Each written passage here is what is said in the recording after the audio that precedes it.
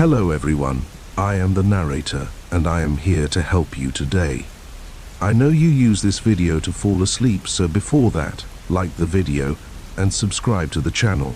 Also, where are you from and what time are you watching? Now get comfortable and relax. The headlights of my old Chevy flickered, casting an eerie glow on the empty highway stretching endlessly before me. I gripped the steering wheel tighter, willing the car to keep going.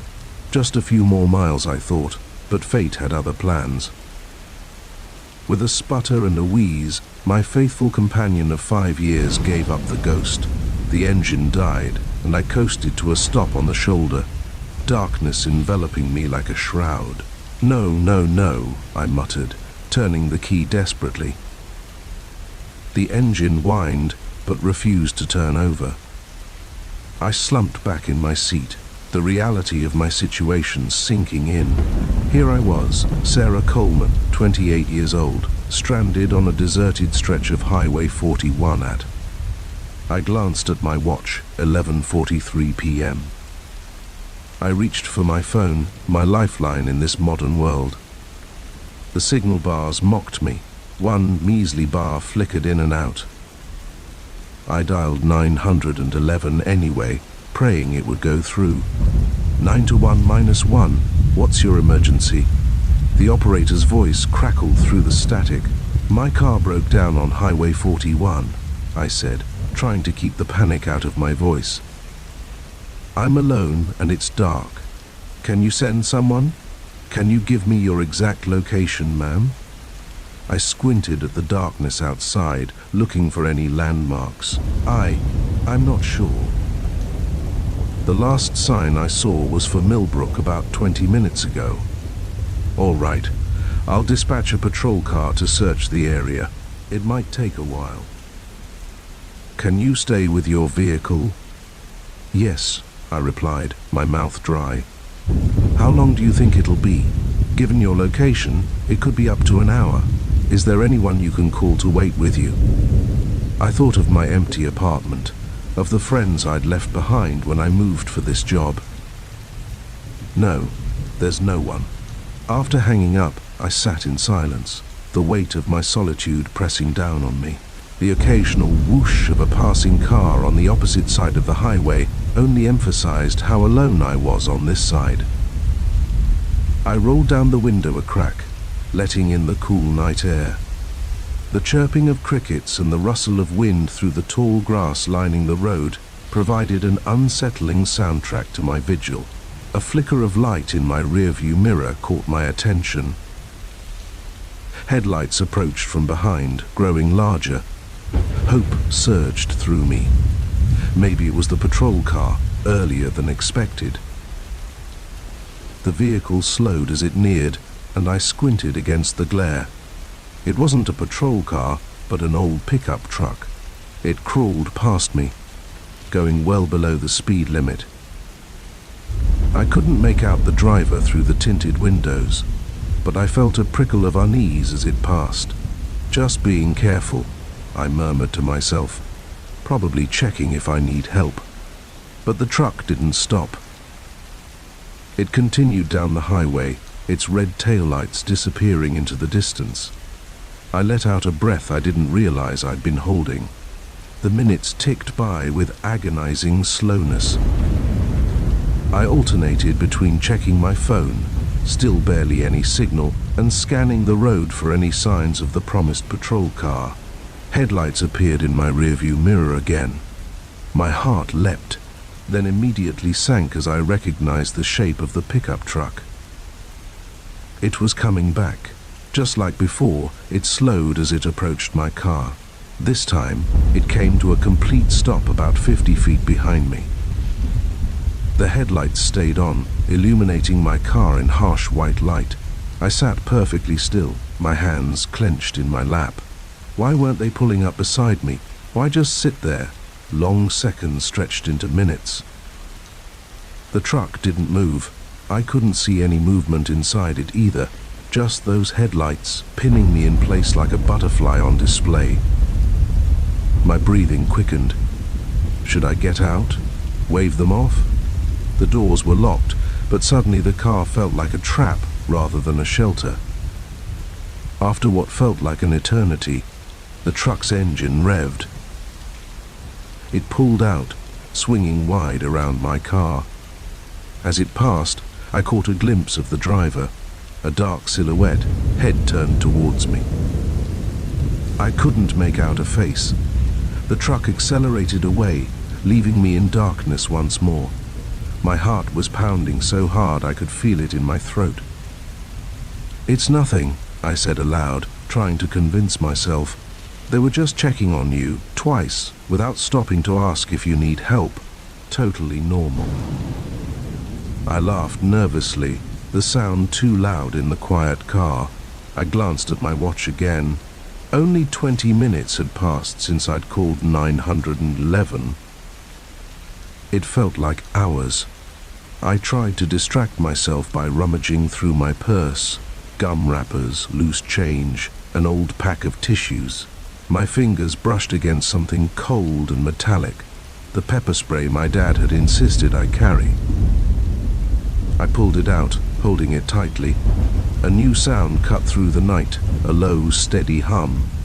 I looked up, hope and dread warring in my chest. Headlights again, but not the patrol car. The pickup truck was back. This time, it pulled up right behind me, so close I couldn't see its license plate. The headlights bored into my rearview mirror, filling my car with harsh light. I squinted, trying to see the driver, but could only make out a dark shape. My fingers tightened around the pepper spray. What did they want? Why didn't they say anything? The driver's door opened. I held my breath, my entire body tense. A foot appeared on the running board, then a leg. The driver was getting out. I fumbled for my phone with shaking hands. No signal. The one bar was gone. The dark figure emerged fully from the truck, tall, broad-shouldered, definitely a man. He stood there for a moment, half illuminated by his own headlights. Then he started walking towards my car. My mind raced. Should I drive? The engine was dead, but maybe if I let it roll. No, the highway was too flat. I'd never built up enough speed. The man was halfway to my car now. I couldn't see his face, couldn't tell if he was looking at me. But I felt his attention like a physical weight. 10 feet away, 5. He stopped right beside my driver's side window. I clutched the pepper spray, my thumb on the button, my other hand was poised over the car horn. If he tried anything, I'd spray him and lean on the horn. Somebody would hear, somebody had to hear. We sat in tableau for a long moment, me rigid in my seat, him looming outside my window. I waited for him to speak, to try the door handle, to do something. Instead, he simply stood there, watching, waiting. A single bead of sweat rolled down my back. Then, slowly, he raised his hand. I tensed, ready to spray. He knocked on the window. 2 sharp raps. "Everything okay in there, miss?" His voice was surprisingly normal, gruff but not menacing. I blinked, thrown off balance. "Yes," I managed to say, loud enough to be heard through the glass. "My car broke down. I'm waiting for a tow." He nodded, stepping back slightly. Now that he wasn't blocking the light, I could see him better. An older man, maybe in his 60s, with a weathered face and a trucker's cap. "I saw you sitting here earlier," he said. "Thought I'd check to make sure you were all right. It can be dangerous being stranded out here alone." The adrenaline that had been coursing through me started to ebb, leaving me feeling slightly foolish. Of course, he was just being a good Samaritan. I'd let my imagination run wild. "Thank you," I said, managing a weak smile. "I appreciate you checking. The police should be here soon." He nodded again. Good. Well, I'll just wait here with you until they arrive, if that's all right. Don't want to leave you alone out here." Before I could respond, a new set of headlights appeared on the horizon. As they drew closer, I saw the welcome sight of a patrol car's light bar. The old man turned to look, then back at me. "Looks like your ride's here. You take care now, miss." He walked back to his truck as the patrol car pulled up. As an officer stepped out, the pickup truck pulled away, disappearing into the night. I rolled down my window as the officer approached. "Are you Sarah Coleman?" he asked. "Yes," I replied, relief washing over me. "Thank you for coming." As the officer called for a tow truck, I glanced in the direction the pickup had gone. Had I overreacted? Maybe. But as I thought back to those long minutes of uncertainty, the way the truck had circled back again and again, I couldn't shake a lingering sense of unease. In the end, I'd never know for sure if the old man had simply been a concerned citizen or if his intentions had been less benign. But one thing was certain: I'd never look at a deserted highway the same way again.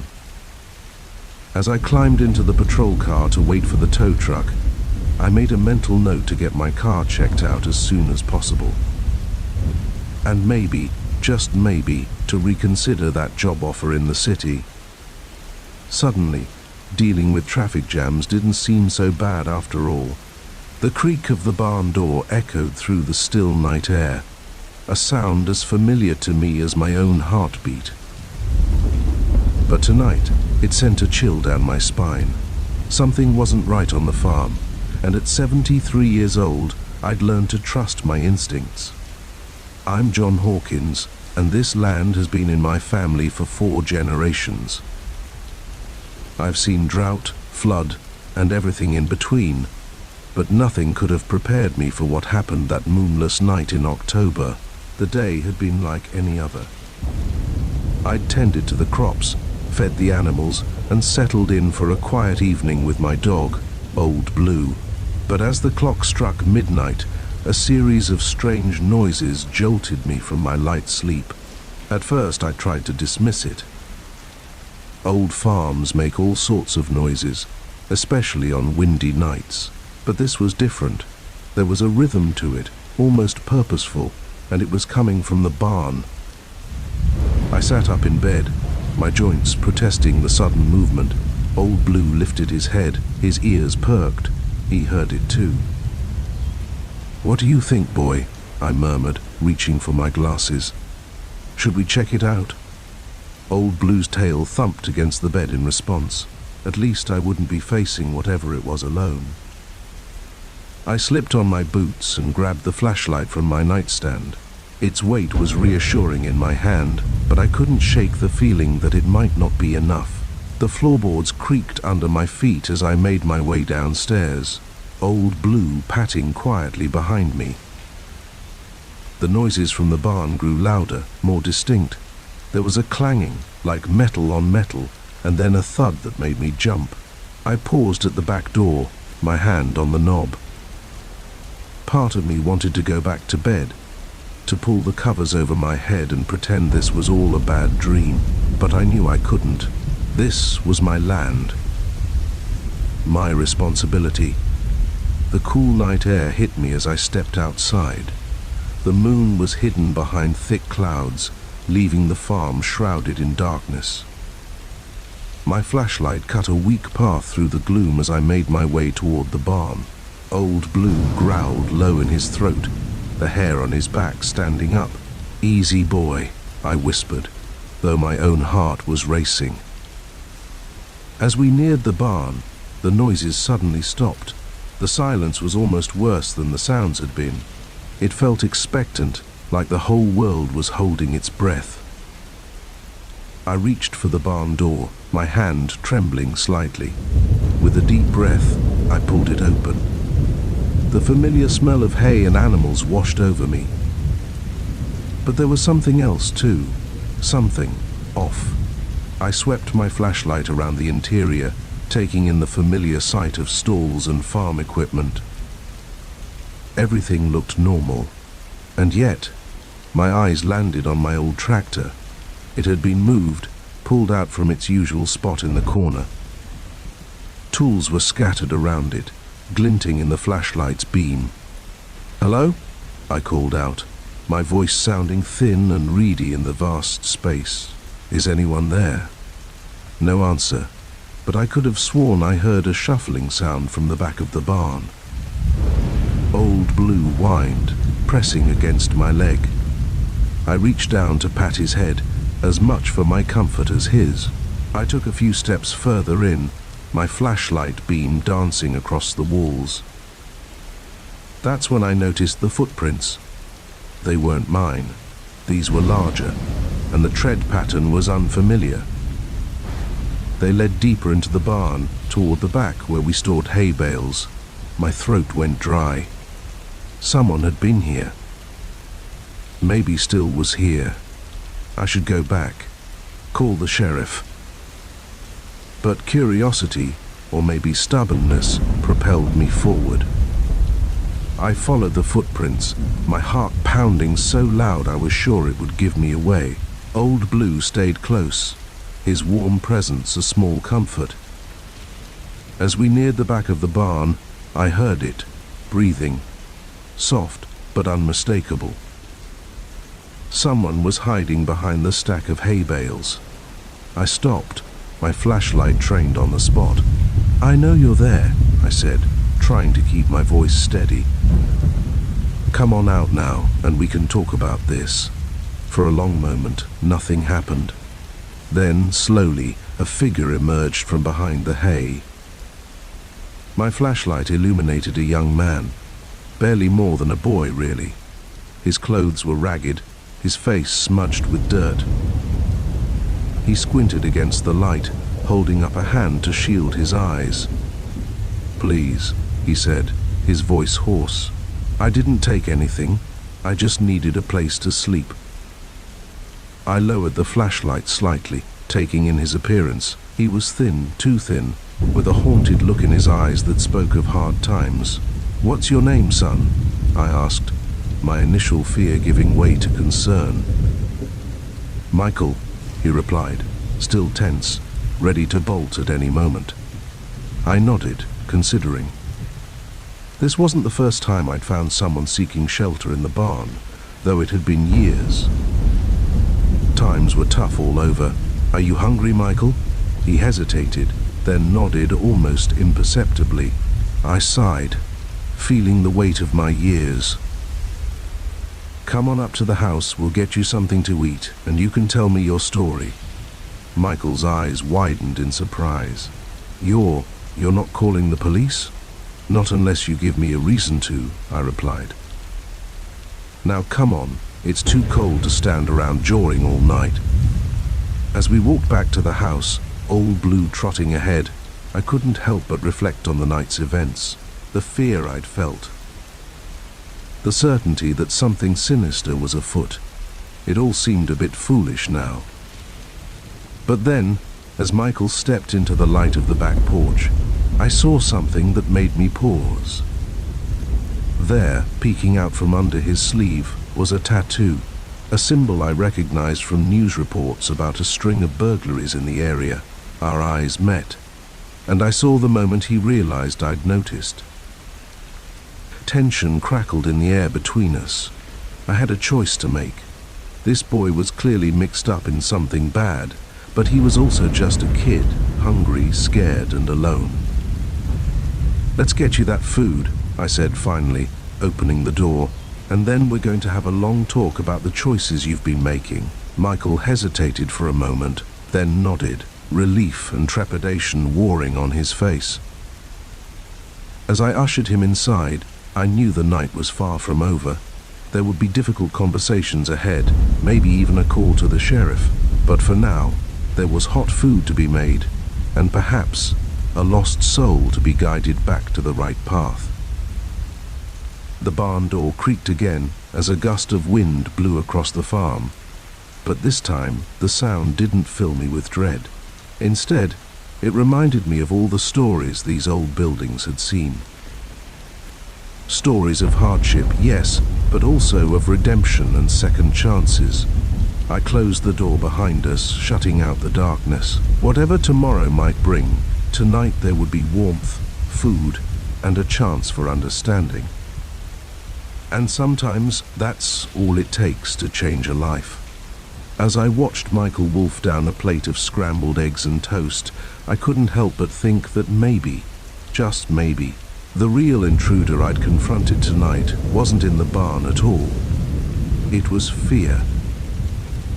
Fear of the unknown, of change, of the world outside my familiar routines.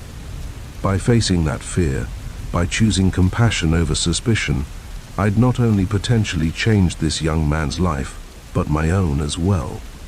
The farm suddenly felt less like an isolated outpost, and more like a beacon of hope in a troubled world. Old Blue settled at my feet, his watchful eyes never leaving Michael. In that moment, I realized that the intruder had given me something precious, a reminder that even at my age, there were still new experiences to be had, new lessons to be learned. As the first light of dawn began to creep over the horizon, I poured another cup of coffee and prepared for what promised to be a long and challenging conversation. But for the first time in years, I felt truly awake, truly alive. The night's adventure had started with a creaking barn door and inexplicable noises. It was ending with a chance to make a difference in someone's life. And isn't that, after all, the greatest adventure of all?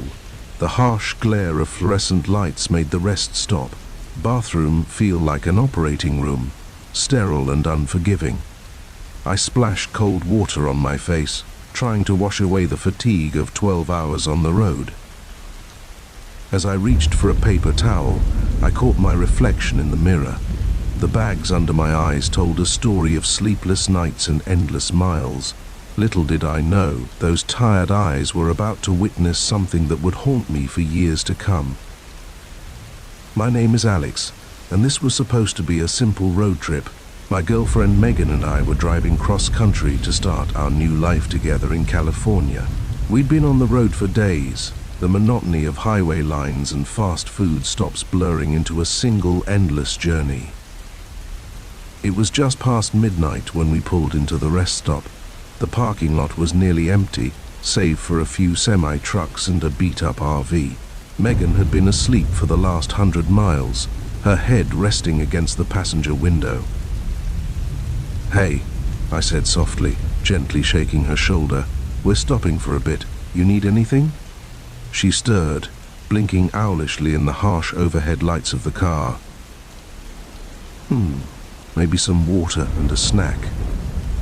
I nodded, grabbing my wallet from the center console. "I'll be right back." "Lock the doors, okay?" She mumbled an affirmative, already drifting back to sleep. I watched her for a moment, a small smile playing on my lips.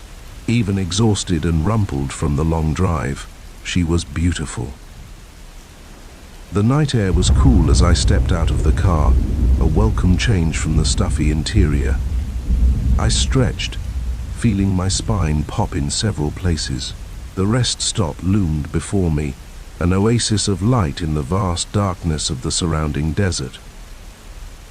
As I approached the building, I noticed a man leaning against the wall near the entrance. He was smoking a cigarette, the ember glowing bright in the darkness. Something about him made me uneasy. Maybe it was the way his eyes followed me as I walked past, or the too wide smile he gave me. "Evening," he said, his voice gravelly. I nodded in response, quickening my pace slightly. The sooner I got in and out, the better. The interior of the rest stop was bright and empty. My footsteps echoed on the linoleum as I made my way to the vending machines. I grabbed a couple of water bottles and some snacks, then headed for the bathroom. And that's where I found myself now, staring at my reflection and trying to shake off an inexplicable feeling of dread. I dried my hands and gathered our supplies, eager to get back to Megan and hit the road again. But as I pushed open the bathroom door, I nearly collided with someone. It was the man from outside. He stumbled back, apologizing profusely. "No worries," I muttered, trying to sidestep him, but he didn't move. Instead, he fixed me with that unsettling smile again. "Long drive ahead of you?" he asked. I nodded, not wanting to engage, but not wanting to be rude either. "Yeah, heading to California." "California," he repeated as if tasting the word. "Long way from here, you traveling alone?" A chill ran down my spine. I thought of Megan, alone in the car. "No," I said firmly. "My girlfriend's waiting for me. We should get going." He held up his hands, still smiling. Of course. Drive safe now." I hurried past him, fighting the urge to look back. The cool night air hit me like a slap as I exited the building, and I took a deep breath, trying to calm my racing heart. Our car sat where I'd left it, a familiar shape in the sea of unfamiliarity. As I approached, I saw Megan's silhouette through the window, her head still resting against the glass. I tapped on the window, not wanting to startle her. No response. She must have fallen into a deep sleep. I tried the handle, locked, just as I'd asked her to do. Good girl. "Megan," I called, knocking a little louder. "I'm back." "Can you unlock the door?" Still no movement from inside the car. Concern started to creep in, replacing the unease from earlier. I knocked harder, my knuckles rapping sharply against the glass. "Megan, wake up." Nothing. My heart began to race. I pressed my face against the window, cupping my hands around my eyes to block out the glare from the overhead lights. The car was empty. I stumbled back, my mind reeling. This wasn't possible. I'd only been gone for a few minutes. Where could she have gone? I ran back to the rest stop building, bursting through the doors. The man I'd encountered earlier was nowhere to be seen. "Hello?" I called out, my voice echoing in the empty space. "Is anyone here? I need help." Silence was my only answer. I sprinted to the women's restroom, ignoring the sign as I pushed open the door. "Megan," I called, my voice cracking. "Are you in here?" Each stall stood empty, mocking me with their silence. Back outside, I circled our car, looking for any sign of where Megan might have gone. That's when I noticed it. A small scrap of fabric caught on the door handle. I recognized it immediately. It was from the sweater Megan had been wearing. My blood ran cold. This wasn't a misunderstanding or a practical joke gone wrong. Something had happened to Megan. I fumbled for my phone, my fingers shaking as I dialed 911. 911. "What's your emergency?" "My girlfriend," I gasped, struggling to keep my voice steady. "She's missing. We're at a rest stop on Highway 40, about 50 miles east of Flagstaff." I went inside for just a few minutes, and when I came back, she was gone. The dispatcher's voice was calm, a stark contrast to the panic coursing through me. "Sir, I need you to take a deep breath. Can you give me a description of your girlfriend?" I rattled off Megan's details. 5 feet 6 inches, long brown hair, green eyes, last seen wearing jeans and a blue sweater. As I spoke, my eyes scanned the parking lot, desperately hoping to see her walking back from somewhere. "Anywhere. We're dispatching officers to your location now," the dispatcher assured me. "They should be there within 20 minutes. In the meantime, don't touch anything in or around your vehicle. It could be important evidence." Evidence. The word hit me like a punch to the gut. This was real, this was happening. I paced the parking lot, my mind racing through possibilities, each more terrifying than the last. Had Megan left voluntarily? No. That was impossible. We were happy, excited about our new life together. and she wouldn't have left without her phone or purse, both still sitting in the car where she'd left them. Which meant I couldn't bring myself to finish the thought. The minutes crawled by, each second an eternity. I kept expecting to wake up, to find this was all some horrible nightmare brought on by too many hours on the road and too much gas station coffee.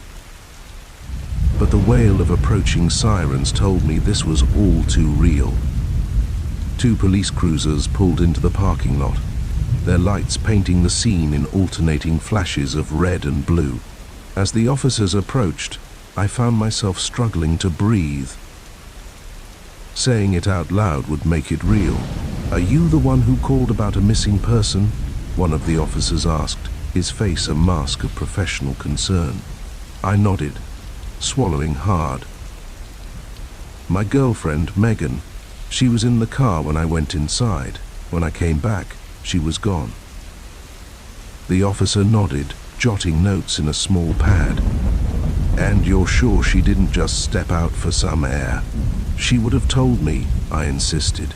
"And her things are still in the car." Something's wrong.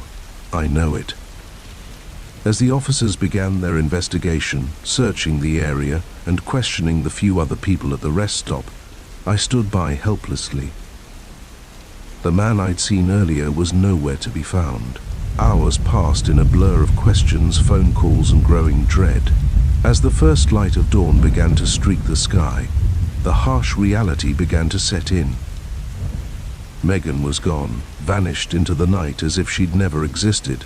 The rest stop, once just another anonymous waypoint on our journey, had become the centerpiece of a nightmare. Every shadow held a potential clue, every stranger a possible suspect. As I watched the sun rise over the desert, casting long shadows across the empty parking lot, I was struck by a chilling thought. Our road trip, meant to be the beginning of our new life together, had instead become the start of a very different journey, one that I'd never imagined I feared might never end. The harsh glare of the rest stoplights gave way to the soft glow of morning, but the shadows of that night would linger far longer. In the space of a few minutes, my world had been turned upside down. The open road, once a symbol of freedom and possibility, now stretched before me like an endless question mark. Where was Megan? What had happened in those few short minutes I was away? And most terrifyingly, would I ever see her again? As the investigation began in earnest, I knew one thing for certain. I wouldn't rest until I found the answers, no matter how dark the truth might be.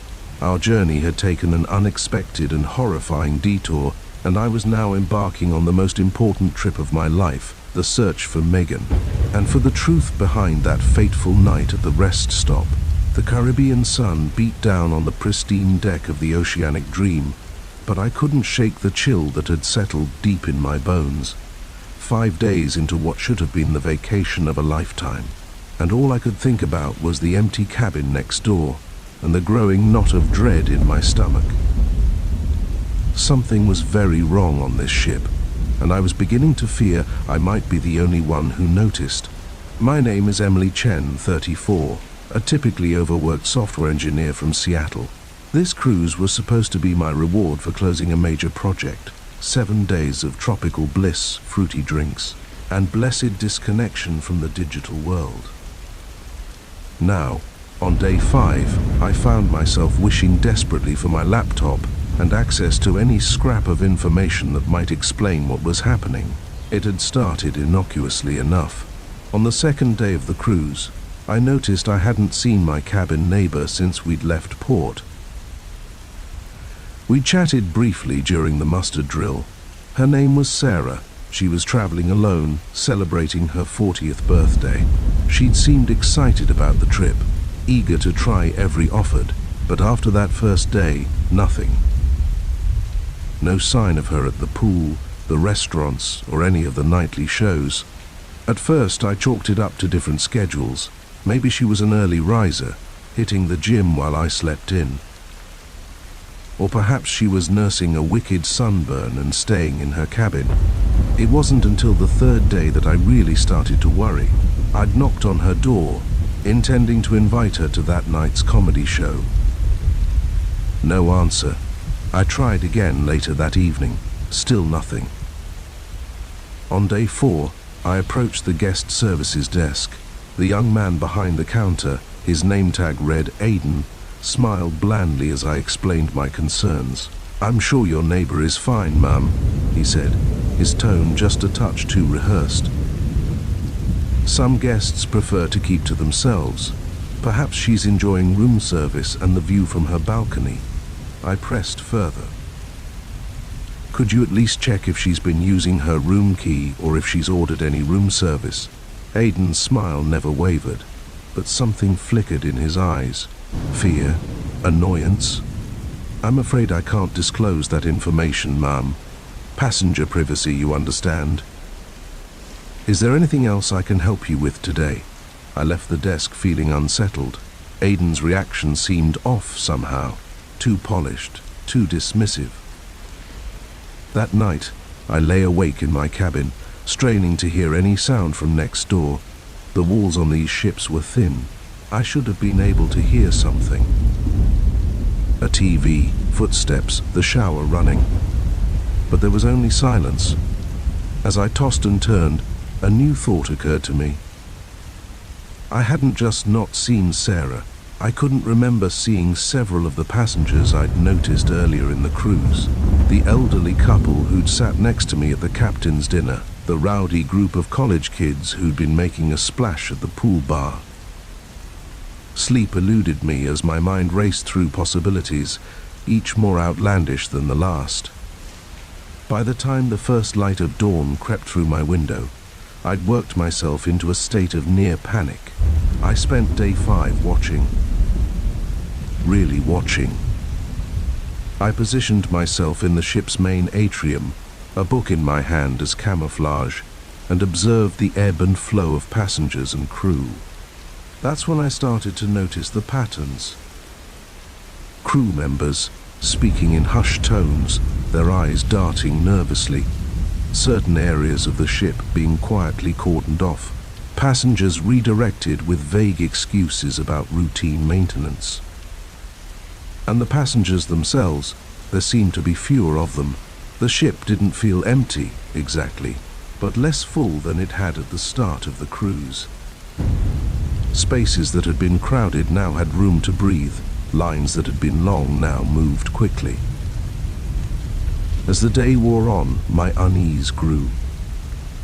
I caught snippets of conversation, other passengers voicing concerns similar to mine, but each time a crew member would appear as if by magic, smoothly changing the subject or offering a free drink to distract from the questions.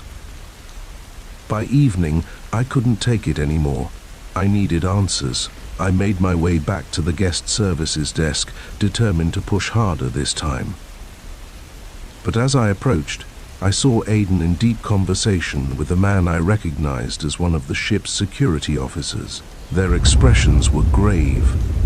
I slowed my pace, trying to catch what they were saying without being obvious. "Can't keep this contained much longer," Aiden was saying, his usual polished demeanor nowhere in sight. "People are starting to notice." The security officer nodded grimly. "I know we're doing everything we can, but if we don't find a solution soon..." He trailed off as he noticed me approaching. In an instant, both men's faces transformed pleasant smiles, replacing the worry I'd just witnessed. "Good evening, ma'am," Aiden said brightly. "How can we help you today?"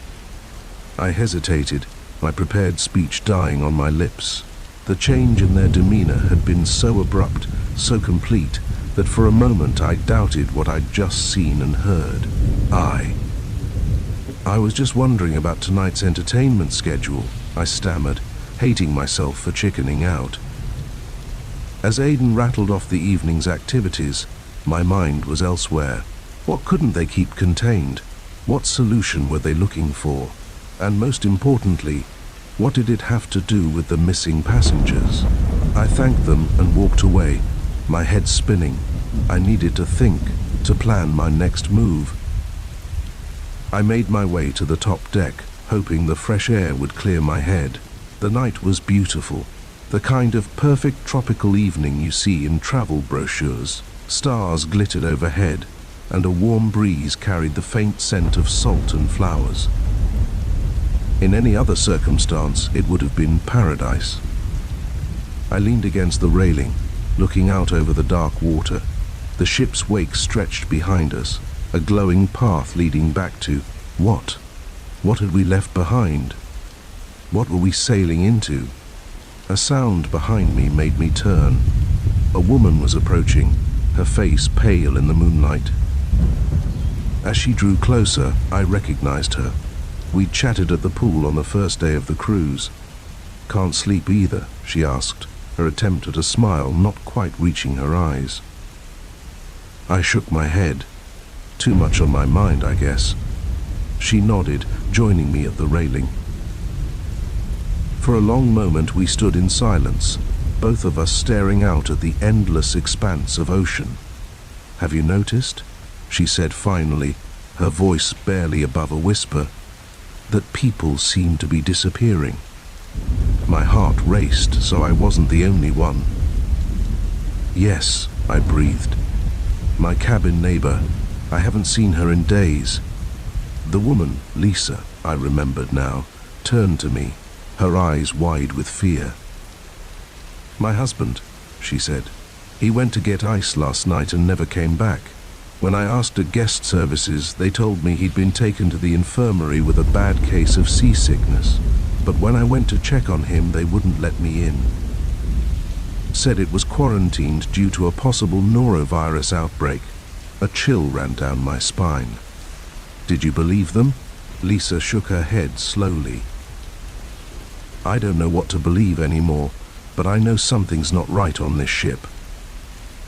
As if on cue, a scream pierced the night air. Lisa and I both jumped, spinning toward the sound. It had come from the deck below us. We raced to the stairs, our hearts pounding. As we reached the lower deck, we saw a small crowd gathering near the ship's railing. Pushing our way through, we reached the front just in time to see a crew member pulling someone back over the railing. It was a young woman, maybe in her early 20s. She was sobbing hysterically, fighting against the crew member's grip. "Let me go," she screamed. "I have to get off this ship. They're not human." The crowd murmured uneasily.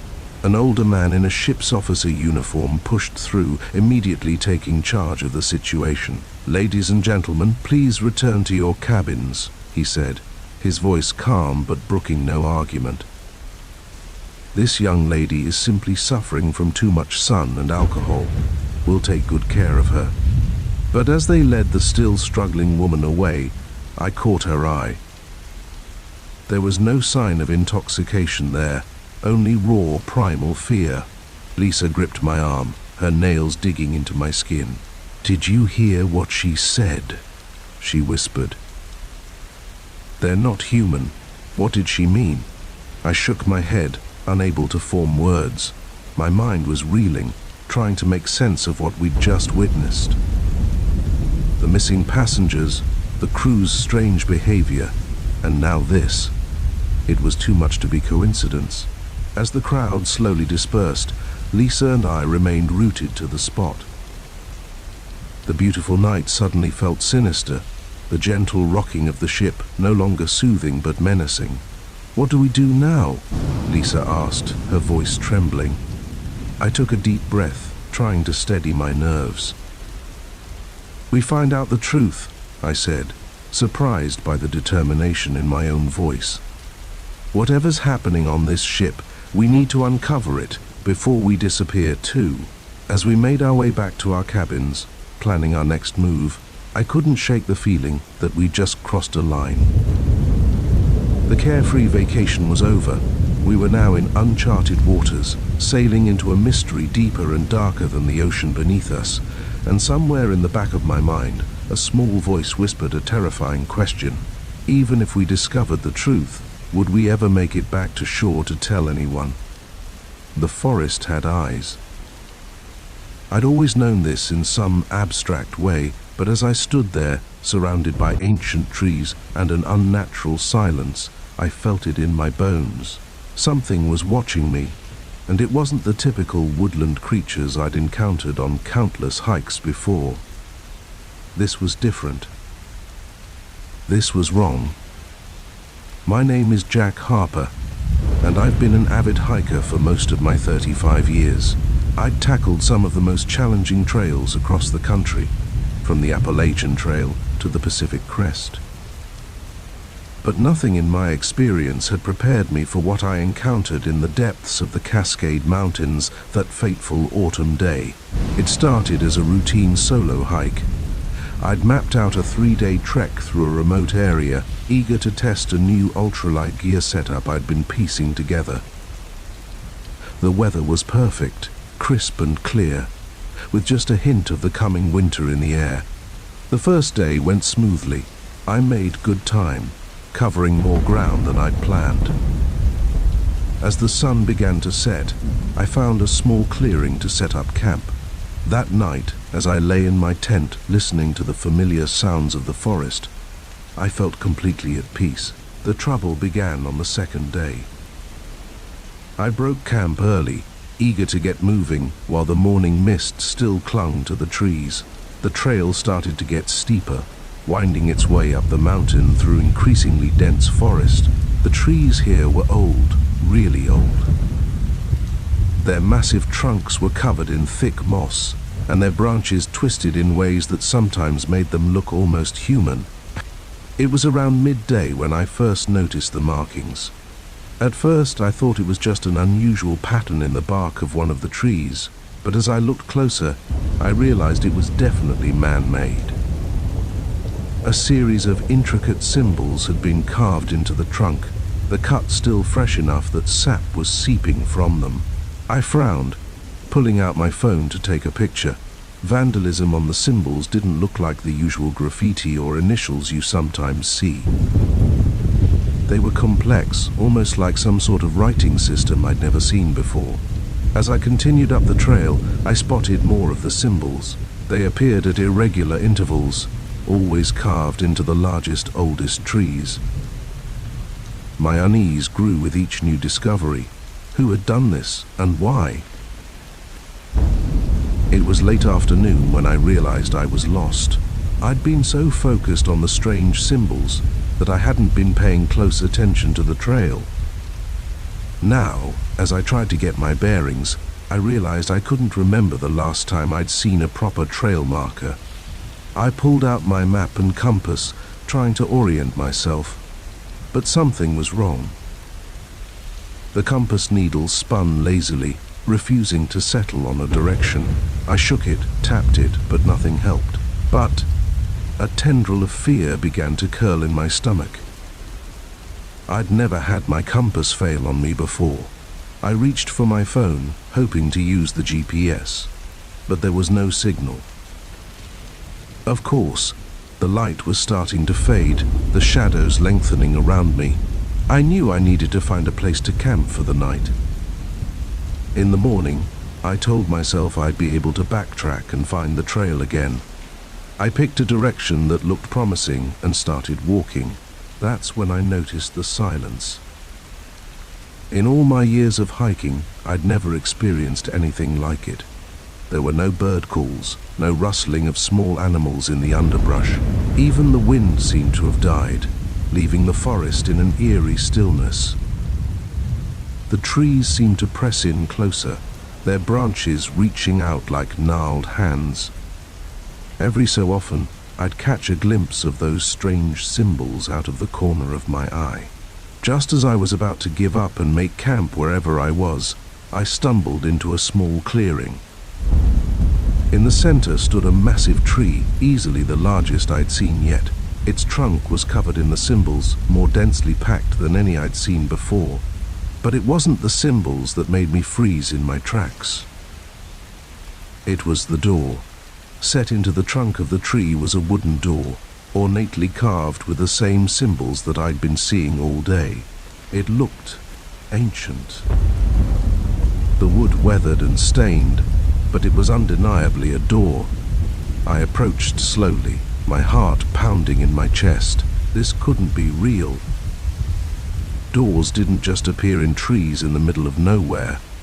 I reached out, half expecting my hand to pass right through it. Instead, my fingers touched solid wood. The door was real. I don't know what possessed me to do it. Maybe it was curiosity, or maybe some external force guiding my actions. But before I could think better of it, I grasped the handle and turned. The door opened with a low creak that seemed to echo through the silent forest. Beyond it was darkness, a blackness so complete it seemed to swallow the light. I stood there, frozen, staring into the void. Every instinct screamed at me to run, to get as far away from this impossible door as I could. But something held me in place. A whisper, so faint I wasn't sure if I was really hearing it or just imagining it. It was calling my name. Jack. I took a step back, finally breaking free of whatever spell had held me. I slammed the door shut, my breath coming in ragged gasps. That's when I heard it. A low, rhythmic chanting, coming from somewhere deep in the forest. It started softly, barely audible, but grew steadily louder. I spun around, trying to locate the source of the sound. But it seemed to be coming from everywhere at once, surrounding me. The chanting grew louder, more insistent, words in a language I didn't recognize, repeating over and over. And underneath it all, I could still hear my name, whispered like a promise or a threat. Panic overwhelmed me. I ran. I crashed through the underbrush, no longer caring about finding the trail or preserving the environment.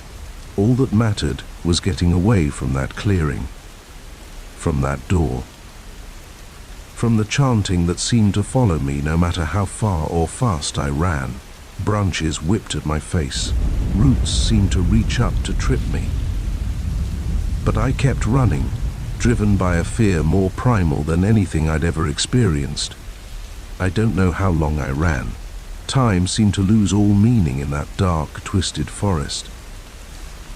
But eventually, my legs gave out, and I collapsed to the ground, gasping for air.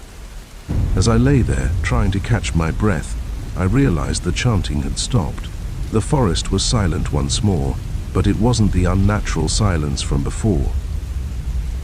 I could hear the wind in the trees, the call of a distant owl.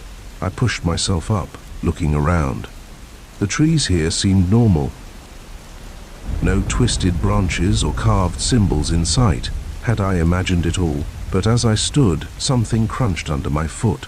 I looked down and felt my blood run cold. There, half buried in the leaves, was a small wooden token. Carved into its surface was one of the symbols I'd seen on the trees. It was real. All of it.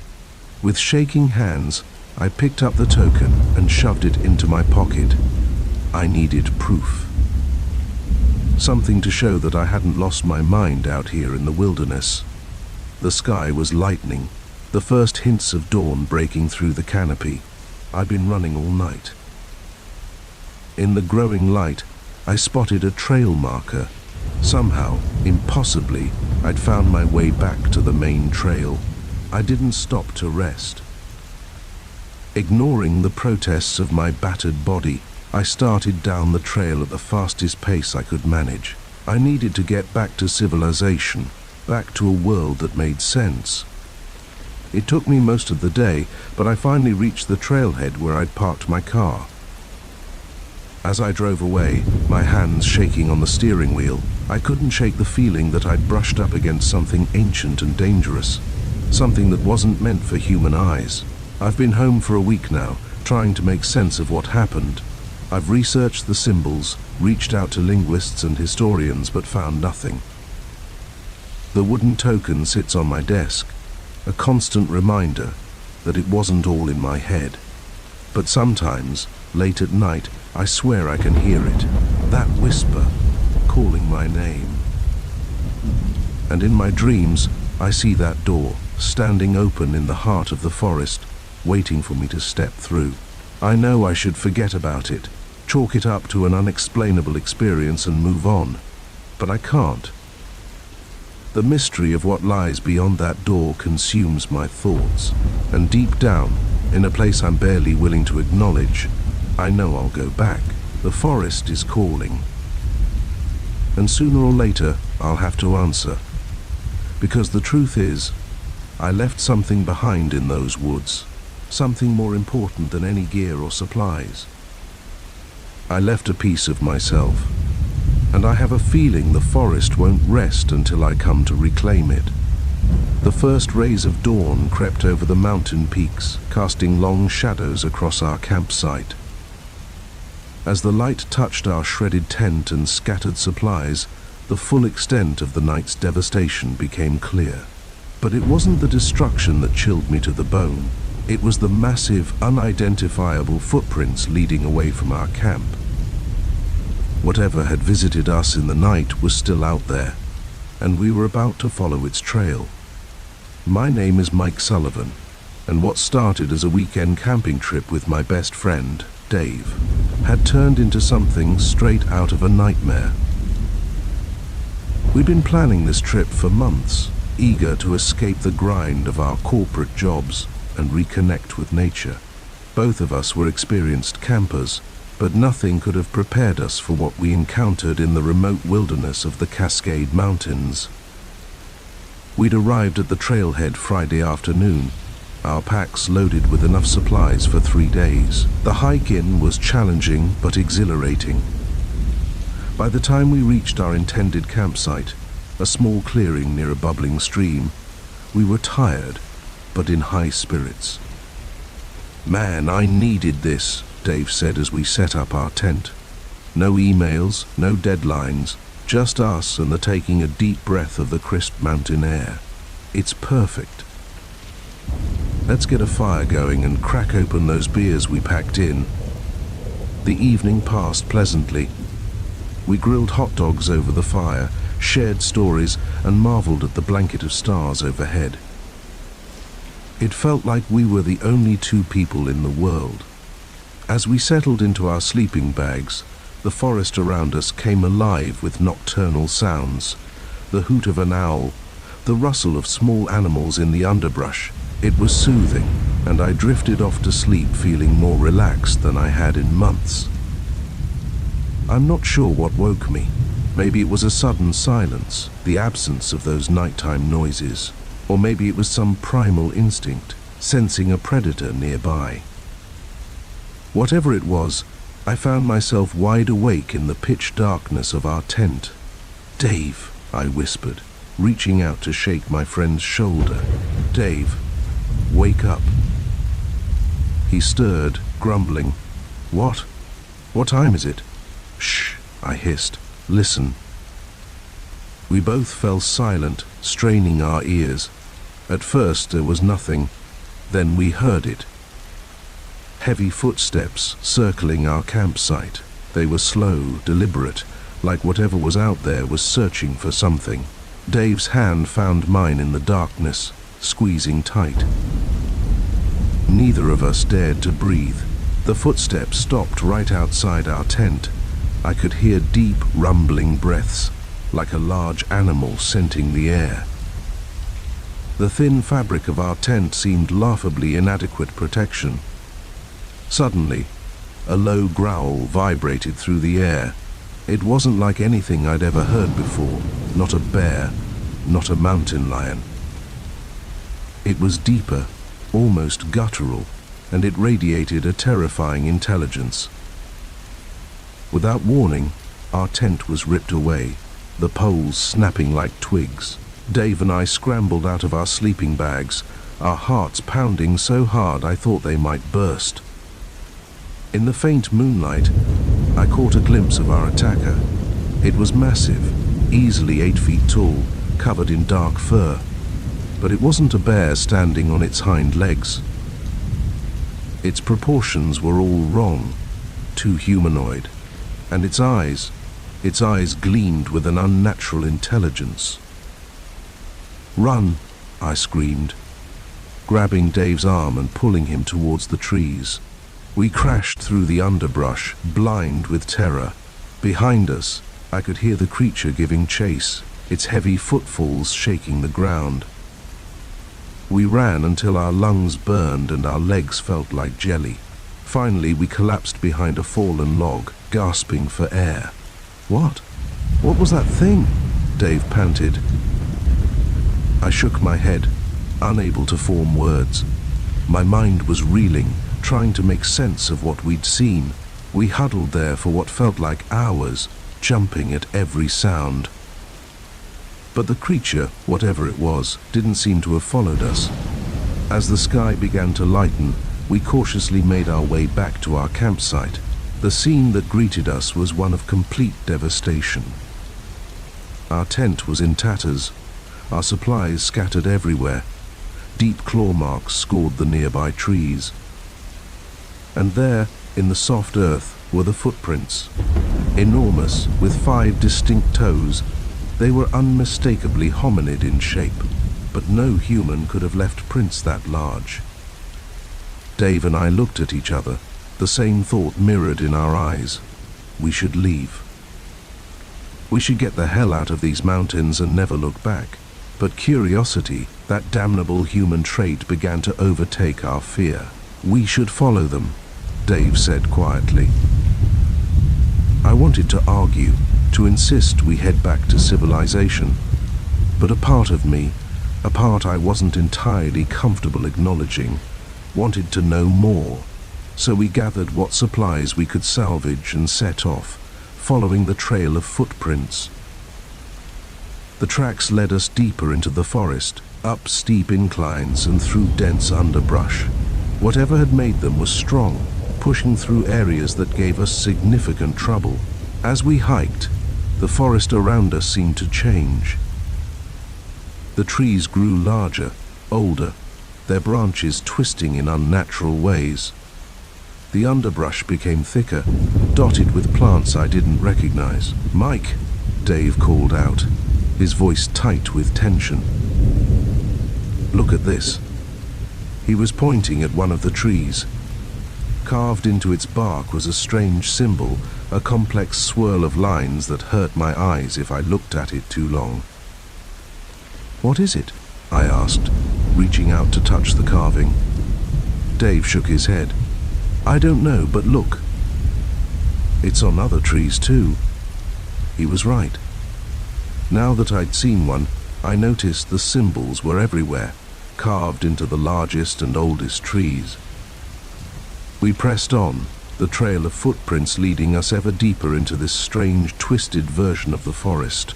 The air grew thick and heavy, and an unnatural silence fell over everything. No birds sang, no insects buzzed. It was as if we'd stepped into another world entirely. As the day wore on, exhaustion began to set in. We'd been hiking for hours with no sign of our quarry. Just as I was about to suggest we turn back, we emerged into a clearing. In the center stood an enormous tree, easily the largest I'd ever seen. Its trunk was covered in those strange symbols, carved so densely they overlapped. And at its base was a cave-like opening, the entrance partially obscured by gnarled roots. Dave and I exchanged glances. The footprints led directly into that dark opening. "We should go in," Dave said, his voice barely above a whisper. Every instinct screamed at me to run, to get as far away from this place as possible. But I found myself nodding, pulled forward by a curiosity I couldn't explain. We clicked on our flashlights and entered the cave, the scent that tickled my nose. Our lights revealed rough stone walls covered in more of those strange symbols, these painted rather than carved. We moved deeper into the cave, our footsteps echoing softly. The tunnel twisted and turned, leading us further underground.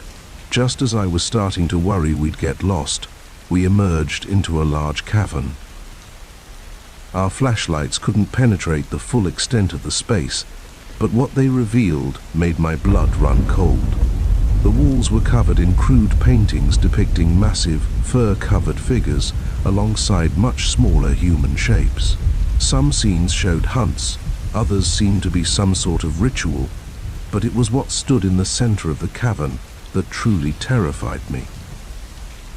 A crude altar of piled stones, stained dark with what I prayed wasn't blood, and arranged around it, carefully placed, were human skulls. "We need to leave," I choked out, grabbing Dave's arm. "Now," he nodded, his face pale in the flashlight's beam. We turned to go, only to find our exit blocked. The creature from our campsite stood there, its massive form filling the tunnel. In the light of our flashlights, I could see it clearly for the first time.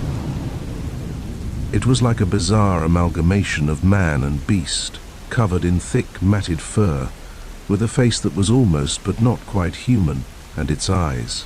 Its eyes held an intelligence that was unmistakable. It regarded us for a long moment, then let out a low, rumbling sound. To my shock, I realized it was trying to speak. "You come," it growled, the words barely recognizable.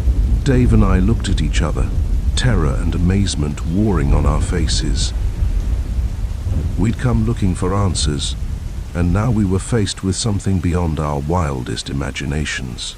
The creature turned, gesturing for us to follow, and despite every rational thought screaming at me to run, I found myself taking a step forward, because in that moment, I realized we were on the brink of a discovery that would change everything. As we followed the creature deeper into the cave system, I couldn't shake the feeling that we'd crossed a threshold. Whatever happened next, there was no going back. We'd ventured into the domain of something ancient and unknown, and we were about to learn secrets that had been hidden from humanity for millennia. The weekend camping trip was long forgotten. We were now on a journey into the heart of a mystery, one that would challenge everything we thought we knew about the world and our place in it.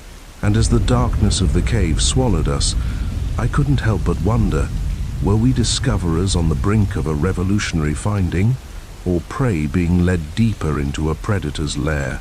Only time would tell, and the answers, I feared, might come at a cost higher than we were prepared to pay. The endless ribbon of asphalt stretched out before me, disappearing into the inky darkness of the desert night. My headlights cut through the gloom, illuminating nothing but empty road and the occasional scrub brush. It was just another night hall, or so I thought. Little did I know that the next few hours would become the longest and most terrifying of my 15-year career as a long-haul trucker. My name's Joe Hawkins, and I've been driving big rigs across the country since I was old enough to get my commercial license. I've seen my fair share of weird stuff out on the road. You don't drive the midnight hours without collecting a few stories, but nothing, and I mean nothing, could have prepared me for what happened that night on Route 50 in Nevada. It started around 2 a.m. I'd been on the road for about 6 hours, making good time on a run from Salt Lake City to Sacramento. The cab of my Peterbilt was quiet, except for the low hum of the engine and the occasional crackle of the CB radio. I was settling into that zen-like state that long-haul drivers know well. Not quite asleep, but not fully awake either. Just me, the road, and miles of desert darkness. That's when I first noticed the headlights in my rearview mirror. At first, I didn't think much of it. Other vehicles aren't uncommon, even at this hour. But as the minutes ticked by, I realized something wasn't quite right. The car behind me was keeping pace perfectly, maintaining the exact same distance, no matter how I varied my speed.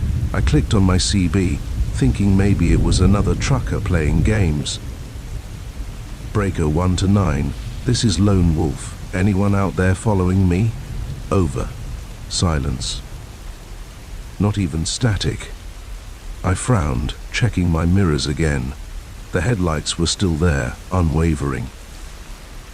Probably just some tourist who's nervous about passing a big rig in the dark, I muttered to myself, trying to shake off the growing unease.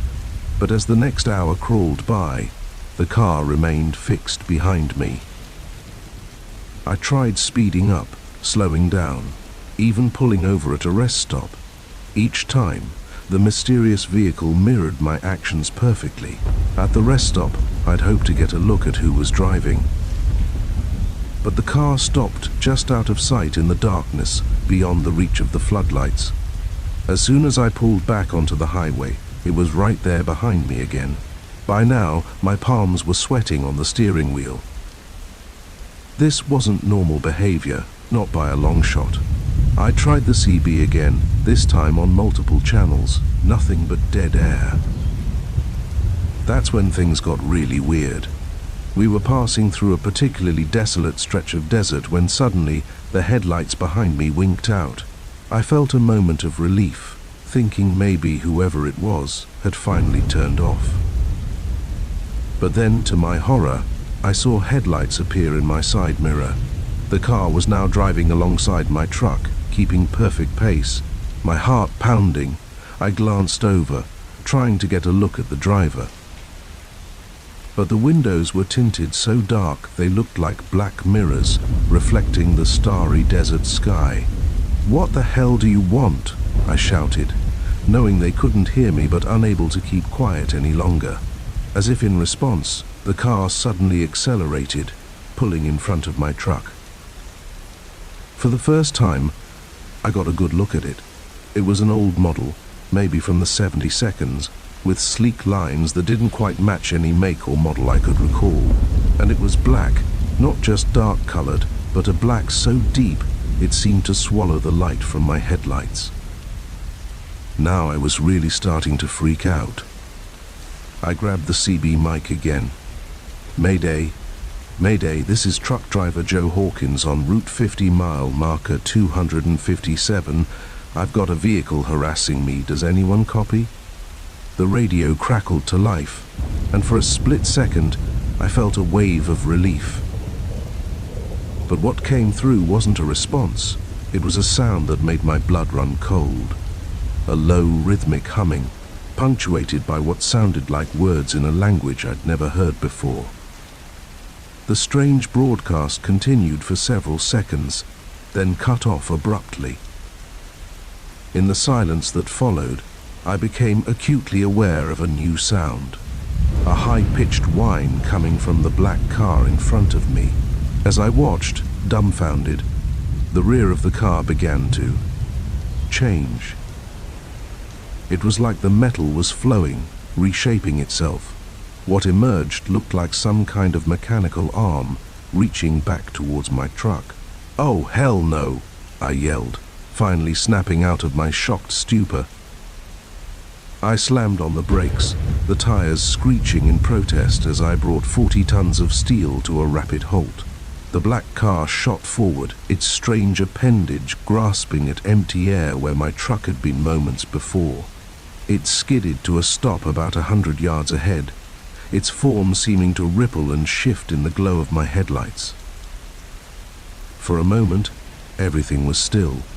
I sat there, hands gripping the wheel so tight my knuckles were white, staring at the motionless vehicle ahead. My mind was reeling, unable to process what I'd just seen. Then, slowly, the driver's door of the black car opened. A figure emerged, and I felt the last shreds of rational explanation slip away.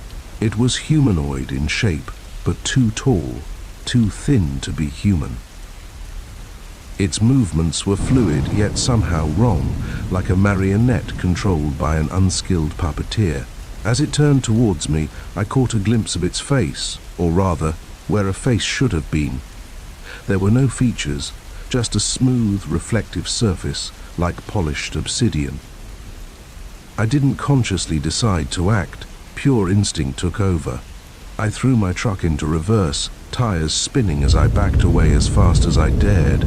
The figure began to walk towards me, its gait unnaturally smooth and fast. I shifted back into drive and swerved around, thanking whatever gods might be listening that the highway was empty. I floored it, pushing my rig to speeds it was never designed for. In my mirrors I could see the black car pursuing, gaining on me with impossible speed. My CB crackled to life again, that strange humming and alien speech pouring out of the speakers. I ripped the mic from its cradle and threw it on the floor, but the sound continued. It seemed to be coming from everywhere and nowhere at once. The black car was right behind me now. I could see that mechanical arm reaching out again, grasping for my trailer. My speedometer was buried, the engine screaming in protest, but it wasn't enough. Just as I felt certain I was done for, I saw something ahead that filled me with wild hope. The lights of a town. I'd completely lost track of where I was, but right then, I didn't care. Civilization meant people, witnesses, help. I laid on the horn as I barreled into the outskirts of the small desert town, praying that someone, anyone, would see what was happening. As I screeched around a corner, I chanced a glance in my mirror. The black car was gone. I slammed on the brakes, my truck sliding to a stop in front of what looked like a small diner. A few startled patrons peered out the windows at the commotion. For a long moment, I just sat there gasping for breath, waiting for the black car to reappear. But it didn't come. The street behind me was empty, quiet except for the ticking of my cooling engine. On shaky legs, I climbed down from the cab. A couple of people had come out of the diner, looking concerned. "You all right, buddy?" one of them asked. "You came in here like a bat out of hell." I opened my mouth to explain, but where would I even begin? Who would believe me? I thought something was wrong with my brakes. I lied. Guess I panicked a bit. Sorry for the scare. As the small crowd dispersed, their curiosity satisfied, I leaned against my truck, trying to make sense of what had happened. Had it all been some kind of hallucination? A waking nightmare brought on by too many hours on the road? But then I saw it. On the side of my trailer, right where that mechanical arm had been reaching, was a perfect handprint. Not a human handprint, but something with too many fingers, pressed so deeply into the metal, it looked like it had been made in soft clay. I stared at it, my mind reeling. There would be no explaining this away, no pretending it was all in my head. Whatever had been chasing me out there in the desert night was real, and somehow I knew with chilling certainty it wasn't finished with me. As I climbed back into my cab, my hands still shaking, I made a silent vow. I'd find answers, no matter where that search might lead me, because one thing was clear. The lonely highways I'd traveled for years were no longer just empty stretches of asphalt. They were hunting grounds, and something was out there, watching and waiting for unwary travelers like me. The open road, once my sanctuary, had become a place of terror. And as I pulled out of that small town, heading towards the coming dawn, I couldn't shake the feeling that my nightmare was far from over. It was only just beginning. The shutter clicked, freezing the moment in digital eternity. I lowered my camera, squinting at the LCD screen to review the shot. That's when I saw it. A blur in the background, something large moving through the trees. My heart raced as I zoomed in, the pixelated image resolving into a shape that defied explanation. In that instant, I knew my life would never be the same. My name is Alex Chen, and until that moment, I was just another wildlife photographer chasing the perfect shot. At 32, I'd built a decent reputation capturing images of North America's more elusive creatures. Wolves in Yellowstone, mountain lions in the Rockies, bears in Alaska. But nothing in my experience could have prepared me for what I encountered in the remote forests of the Pacific Northwest. It all started 3 days ago. I'd heard rumors of unusually large wolf packs in this area, and I was determined to get the shot that would cement my reputation in the wildlife photography world. I'd hiked deep into the wilderness, far from any trails or campsites, carrying enough gear to last me a week. The first 2 days were frustrating but uneventful. I'd seen signs of wolf activity, tracks, scat, the remains of a deer carcass, but no actual wolves. As the sun set on the 3rd day, I was starting to think this trip might be a bust. That's when I heard the howl. It echoed through the forest, sending a shiver down my spine. There was something off about it, too deep. Too human.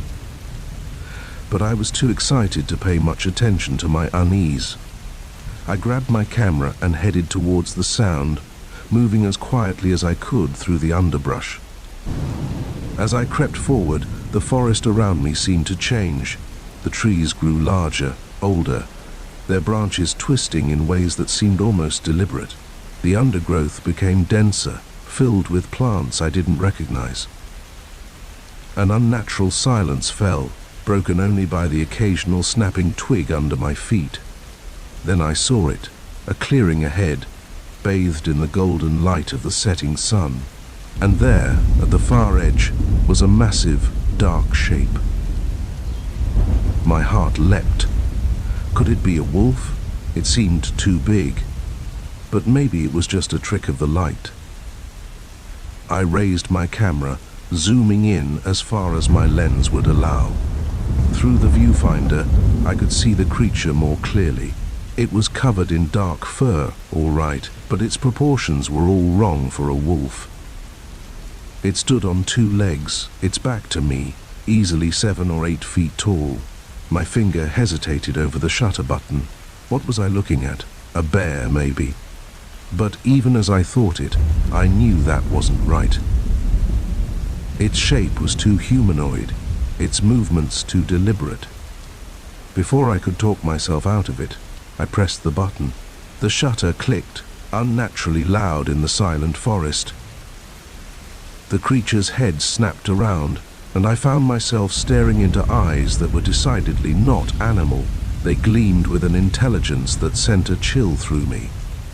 For a long moment, we locked gazes, neither of us moving. Then it was gone, vanishing into the trees with a speed that belied its size. I stood there, frozen, my camera hanging limply from my hand. What had I just seen? My mind raced through possibilities, each more outlandish than the last. Bigfoot, some undiscovered species of primate, a hoax. With shaking hands, I reviewed the photo on my camera's screen. There it was, a large fur-covered figure, its face turned towards me. The image was slightly blurry due to the low light and the creature's sudden movement, but it was clear enough to see that this was something unknown to science. As the implications of what I'd captured began to sink in, a mix of excitement and fear washed over me. This could be the discovery of the century. My name would go down in history. But a small voice in the back of my mind whispered a warning. There might be a reason this creature had remained hidden for so long. I barely slept that night, my dreams filled with glowing eyes and shadowy figures. As soon as the first light of dawn broke through the trees, I was up, reviewing the photo again and again. In the harsh light of day, doubt began to creep in. Could I have imagined it, mistaken a bear or some other known animal for something more fantastic? But no, the photo was there, undeniable proof that I'd seen something extraordinary. I packed up my camp, my mind made up. I needed to find it again, to get clearer photos, maybe even some video. The world needed to know about this. I spent the day tracking, using all the skills I'd honed over years of wildlife photography. But this was different from tracking any animal I'd encountered before. The signs were subtle, a bent branch here, an unusually large footprint there. And always, I couldn't shake the feeling that I was the one being watched. As the day wore on, the forest seemed to grow denser. darker. The trees loomed overhead, their branches intertwining to block out much of the sunlight. I checked my GPS, frowning at the screen. According to this, I was miles from where I thought I was, in a part of the forest that didn't match any of my maps.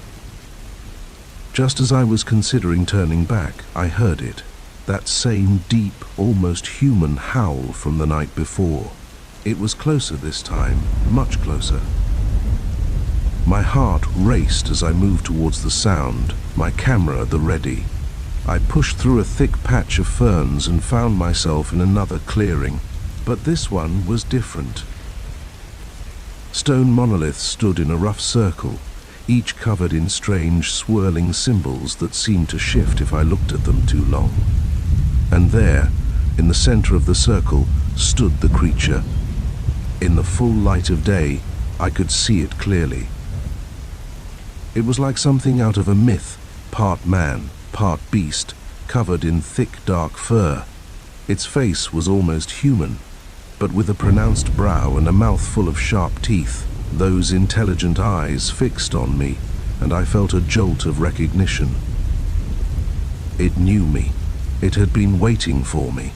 My camera hung forgotten at my side as the creature took a step towards me. I should have been terrified, should have run, but something held me in place. There was a sense of ancientness about this being, of wisdom beyond human understanding. It raised a hand, not a paw, but a hand with opposable thumbs, and pointed at my camera. The meaning was clear. It wanted me to take its picture.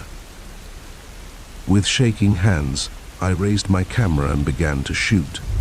The creature posed, turning this way and that, showing itself from all angles. It was like the most surreal photo shoot of my life. As I lowered the camera, the creature nodded, seemingly satisfied. Then it began to change. Its form shimmered, like heat haze on a hot road, and suddenly I was looking at myself. An exact copy down to the mud on my boots and the scratch on my left hand from a thorn bush. I stumbled back, my mind reeling. The other me smiled, but it wasn't my smile. It was too wide, too knowing. It spoke, and though the voice was mine, the words were like nothing I'd ever heard, a language both ancient and alien. As it spoke, the symbols on the stone monoliths began to glow, pulsing in rhythm with its words. A wave of dizziness washed over me. The clearing seemed to spin, the trees blurring into a green whirlwind. I felt myself falling, but the ground never came. I woke with a start, my head pounding. I was back in my tent, my camera beside me. For a moment, I thought it had all been a vivid dream. But when I checked my camera, the photos were there, the blurry shot from the first night, and the clear, impossible images from the stone circle. As I stared at the photos, a chill ran down my spine. In every shot where the creature was looking at the camera, the face was mine. Not just similar, it was me, down to the small scar on my chin from a childhood accident. What had I stumbled upon? What was the meaning of the stone circle, the strange symbols? And most disturbingly, what was the connection between this creature and myself?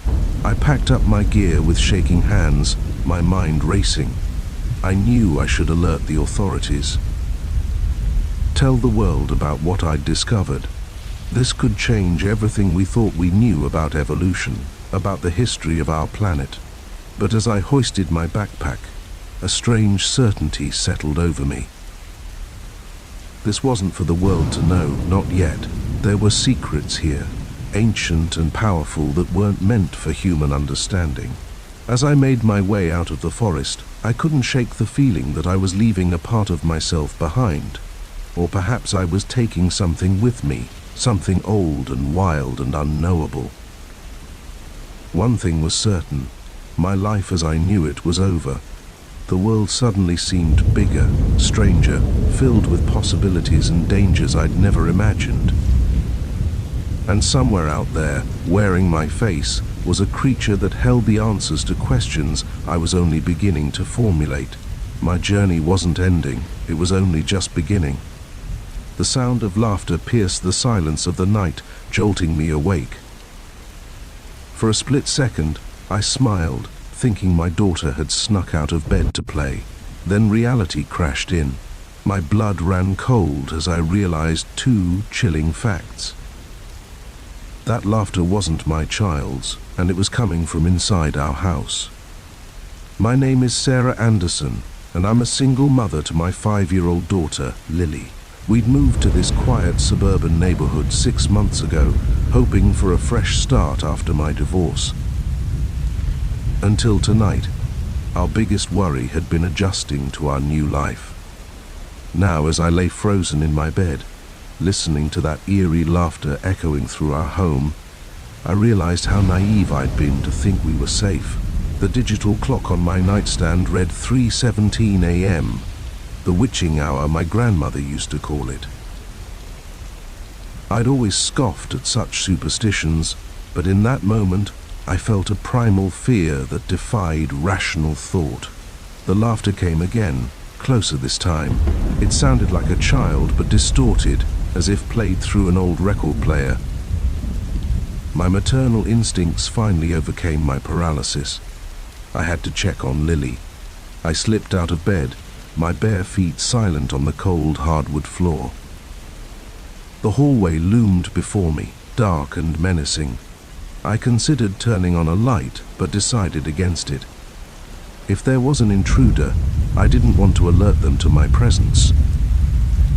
As I crept down the hall, the laughter stopped. The silence that followed was somehow worse, pregnant with possibilities. I paused outside Lily's room, my hand on the doorknob. Taking a deep breath, I pushed it open. Moonlight filtered through the curtains, casting a soft glow over Lily's bed. My heart skipped a beat when I saw it was empty, the covers thrown back. Where was she? Lily, I whispered, my voice barely audible even to my own ears. Sweetie, where are you? No response. I moved further into the room, checking under the bed and in the closet. Nothing. That's when I heard it, the creak of a floorboard from downstairs. My heart pounding. I made my way to the top of the stairs. The ground floor was shrouded in darkness, but I could make out a faint glow coming from the living room. I descended the stairs slowly, cringing at every small noise. As I reached the bottom, I noticed something that made my blood run cold. The front door was wide open, letting in the cool night air. Muddy footprints led from the entrance to the living room. The glow I'd seen was coming from Lily's favorite nightlight, the one shaped like a fairy. It usually stayed in her room. What was it doing down here? I approached the living room entrance, every nerve in my body screaming at me to run, to get out of the house and call for help. But I couldn't leave, not without Lily. I peered around the corner and felt my heart stop. There, in the center of the room, sat Lily. She was cross-legged on the floor, her back to me, still wearing her favorite unicorn pajamas. Relief flooded through me for a moment, until I noticed she wasn't alone. Sitting across from her was something. In the dim light, I could only make out a vague shape. It seemed to be about Lily's size, but its proportions were all wrong. Its limbs were too long, its head too large and misshapen. They appeared to be playing some sort of game, moving small objects between them. As I watched, frozen in horror and disbelief, Lily giggled. It was her laugh, the one I'd heard from my bedroom, but it sounded wrong somehow. Too old, too knowing for my little girl. The thing across from her made a sound then, a horrible parody of Lily's laugh. It was the sound that had woken me, I realized with dawning terror. I must have made a noise, a gasp, or a whimper, because suddenly both Lily and the thing turned to look at me. Lily's face was blank, her eyes unfocused as if she were sleepwalking, but the other. In the faint glow of the nightlight, I saw its face clearly for the first time. It was like a child's crude attempt at sculpting a human face from clay. The features were all there, eyes, nose, mouth, but they were wrong. The eyes were too large, solid black orbs that reflected the nightlight's glow. The nose was just two gaping holes, and its mouth. Its mouth was stretched in a wide, toothy grin that split its face almost in half. "Mummy," Lily said, her voice flat and emotionless, "come play with us." The thing nodded, its massive head bobbing unnaturally. Its grin, impossibly, grew even wider. "Yes, Mummy," it said in a perfect imitation of Lily's voice. "Come play." I stood there, paralyzed with fear, my mind unable to process what I was seeing. This couldn't be real. I had to be dreaming. But the cool air from the open door on my skin, the smell of wet earth from the muddy footprints, the soft glow of the nightlight, it was all too vivid, too present to be a dream. "Lily," I managed to choke out. "Come here, baby. Come to Mommy." Lily didn't move. She just stared at me with those blank eyes. The thing, however, began to rise. It unfolded itself, limbs stretching to impossible lengths until it loomed over Lily, over me. "She stays," it said. Still in Lily's voice, she's ours now. Terror and maternal rage warred within me. This thing, whatever it was threatening my child. Dream or nightmare or impossible reality, I wouldn't let it take her. I lunged forward, intending to grab Lily and run, but as soon as I entered the room, the nightlight went out, plunging us into darkness. I heard Lily scream, a sound of pure terror that cut through me like a knife. "Lily!" I yelled, reaching out blindly in the dark. My hands touched something cold and damp, something that squirmed under my grasp. I recoiled, falling backwards. Suddenly, the lights in the room blazed to life. I blinked against the sudden brightness, my eyes struggling to adjust. As my vision cleared, I saw Lily standing by the light switch, her hands still raised. She looked confused, as if she'd just woken up. "Mommy," she said, her voice small and scared. "What's happening? Why are we downstairs?" I looked around frantically. The thing was gone. The muddy footprints, the open front door, all of it had vanished. It was as if the last few minutes had never happened. I rushed to Lily, scooping her up in my arms and holding her tight. She felt real, solid, her small body warm against mine. I breathed in the familiar scent of her hair, feeling tears of relief sting my eyes. "It's okay, baby," I murmured, as much to myself as to her. "Everything's okay." "You were just sleepwalking," but even as I said it, I knew it wasn't true. The image of that thing, with its distorted face and impossible grin, was burned into my memory. The sound of its laugh, the feel of its cold, damp skin under my hands. It had all been too real. I carried Lily back up to her room, my eyes darting to every shadow, every dark corner. As I tucked her into bed, she looked up at me with wide, innocent eyes. "Mommy," she whispered, "who was that boy I was playing with?" A chill ran down my spine. "What boy, sweetie?" Lily yawned, her eyes already drooping with sleep. "The funny-looking boy. He said he wanted to be my friend. He said he'd come back to play again." I sat there, stroking her hair until she fell asleep, my mind reeling. What had happened tonight? What was that thing? And why had it come for Lily? Most importantly, would it return? As the first light of dawn began to creep through the windows, I made a decision. We couldn't stay here. Whatever that thing was, it had found us once. It could find us again. I began to pack, throwing clothes and essentials into suitcases. We'd leave as soon as Lily woke up. I didn't know where we'd go, but anywhere had to be safer than here. As I zipped up the last suitcase, I caught a glimpse of movement in the mirror. For a split second, I saw it. That wide, unnatural grin.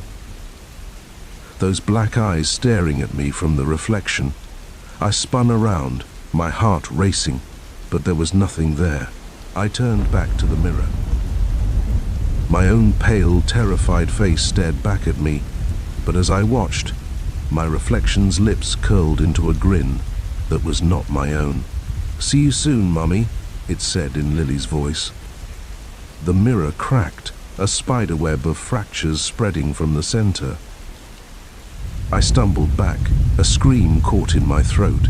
In that moment I knew the truth. We could run, but it wouldn't matter. Whatever had entered our home last night wasn't finished with us. This was just the beginning of a nightmare that I feared might never end. The glow of my computer screen was the only light in the office, casting eerie shadows across the empty desks around me. As I hit send on my last email, a sense of accomplishment washed over me. Finally, I could head home. That's when I heard it, the unmistakable sound of the elevator arriving on our floor. My blood ran cold. I was supposed to be alone up here. My name is Rachel Chen, and I'm a 28-year-old marketing executive at Pinnacle Advertising. I'd been burning the midnight oil, trying to finish a crucial presentation for a new client. It wasn't unusual for me to be the last one in the office, but tonight felt different. The silence of the empty building had been comforting right up until that elevator dinged. I glanced at my watch, 11:47 p.m. The cleaning crew had left hours ago, and security did their rounds on the hour. No one should be coming up now. For a moment, I considered calling out, asking who was there, but something stopped me. An instinct, buried deep in my lizard brain, told me to stay quiet, to hide. I slowly stood up, trying not to let my chair creak. The open plan office suddenly felt exposed. I needed to find a better vantage point, somewhere I could see without being seen. As quietly as I could, I made my way to the break room. It had a clear view of the elevator bank, but the lights were off, providing some cover. I positioned myself behind the door, peering through the crack. The elevator doors slid open with a soft whoosh. I held my breath, waiting to see who would step out. But no one did. The elevator car sat there, empty and illuminated, a bright rectangle in the dim hallway. I frowned. Had someone accidentally hit the button for our floor? But then why hadn't the doors closed again? As I watched, the lights in the elevator began to flicker. Once, twice, then they went out completely. The elevator was now a dark void, a mouth opened wide in the wall. A chill ran down my spine. This wasn't right. I should leave, take the stairs down and get out of the building. But curiosity, that damnable human trait, kept me rooted to the spot. Suddenly, a figure stepped out of the darkened elevator. In the dim light of the office, I could only make out a silhouette. It was tall, unnaturally so, its head nearly brushing the ceiling, and its proportions were off. The arms seemed too long, dangling well past where knees should be. The figure stood still for a moment, as if orienting itself. Then, with a fluid motion that made my stomach churn, it turned its head. I couldn't see its face, but I felt, with a certainty that defied logic, that it was looking directly at me. I ducked back, pressing myself against the wall, my heart pounding so hard I was sure it could hear it. I closed my eyes, silently praying that when I opened them, this would all be a dream, a hallucination brought on by too much caffeine and too little sleep. But when I looked again, the figure was gone. Relief flooded through me for a split second before a new, more terrifying thought hit me. If it wasn't in the hallway, where was it? As if in answer, I heard a sound from the main office area. Footsteps, but not like any I'd heard before. They were too light, too quick, moving with a speed that seemed impossible for something that size. I had to get out. Now. I glanced towards the stairwell door. It was maybe 30 feet away, past several rows of desks. If I ran, I might make it. But the rational part of my brain, the part not consumed by terror, knew that running would make noise. It would hear me. So I moved slowly, carefully, each step measured and silent. I'd made it about halfway to the door when the footsteps stopped. The silence that followed was deafening. I stood frozen, afraid that even breathing too loudly would give me away. Then I heard it, a soft sound, like someone slowly inhaling. It was close, too close. I turned my head, inch by agonizing inch, and saw it. The figure was standing at the end of the row of desks, not 10 feet from me. In the glow of a forgotten computer monitor, I could finally see its face, or rather, where its face should have been. The head was smooth, featureless, like an egg made of shadow. But as I watched, horrified, the surface began to ripple. Eyes opened, not two but dozens, blinking in unsynchronized patterns. A mouth formed, stretching impossibly wide, filled with teeth that looked razor sharp. "Rachel," it said, in a voice that sounded like 100 whispers layered over each other. "We've been waiting for you." I ran, all thoughts of stealth forgotten. I sprinted for the stairwell door. Behind me, I heard a sound like fabric tearing, followed by rapid footsteps. I hit the door at full speed, nearly falling down the stairs in my haste. I took them 3 at a time, the sound of my pursuer echoing in the stairwell, 27 floors. It felt like an eternity. My lungs burned, my legs ached, but fear kept me moving. Always, just behind me, I could hear it coming. I burst out of the stairwell into the lobby, startling the night security guard. "Call the police!" I screamed, not slowing down as I headed for the main doors. I heard the guard shout something, but I didn't stop to listen. I ran out into the street, the cool night air hitting me like a slap. Only when I'd run several blocks did I dare to look back. The street behind me was empty, no sign of the thing from the elevator. I slowed to a stop, gasping for breath, my mind reeling. What had just happened? What was that thing? As my breathing steadied, doubt began to creep in. Had I imagined it all? Was this some kind of stress-induced hallucination? I looked up at the Pinnacle advertising building, its upper floors lost in the night sky. As I watched, lights began to flick on, floor by floor, starting from the lobby and working their way up. The night security guard must be checking the building. Then, just as the lights reached the 27th floor, my floor, they all went out. The entire building went dark. For a long moment, nothing happened. Then, one by one, the lights on each floor began to come back on, but this time they started from the top. I watched, transfixed with horror, as the lights descended. 26th floor, 25th, 24th, whatever was up there was making its way down. A car horn blared, snapping me out of my daze. I turned and ran, not caring where I was going as long as it was away from there. As I ran, my phone buzzed in my pocket. With shaking hands, I pulled it out. A text message from an unknown number. "See you tomorrow, Rachel, don't be late." I nearly dropped the phone. How could it know my number? But I knew, with a sickening certainty, that I would go back tomorrow. Because whatever that thing was, it was now in my workplace. and if I didn't go back, it might come looking for me. I ran through the night, questions swirling in my mind. What was that creature? Why was it there? And most terrifyingly, what did it want with me? One thing was clear. My life had changed irrevocably. The comfortable reality I'd known had been shattered, replaced by a world where monsters lurked in elevators and shadows had teeth. As I finally reached my apartment building, fumbling with my keys, a new thought struck me. If this thing could be in my office, could it be anywhere? Was any place truly safe?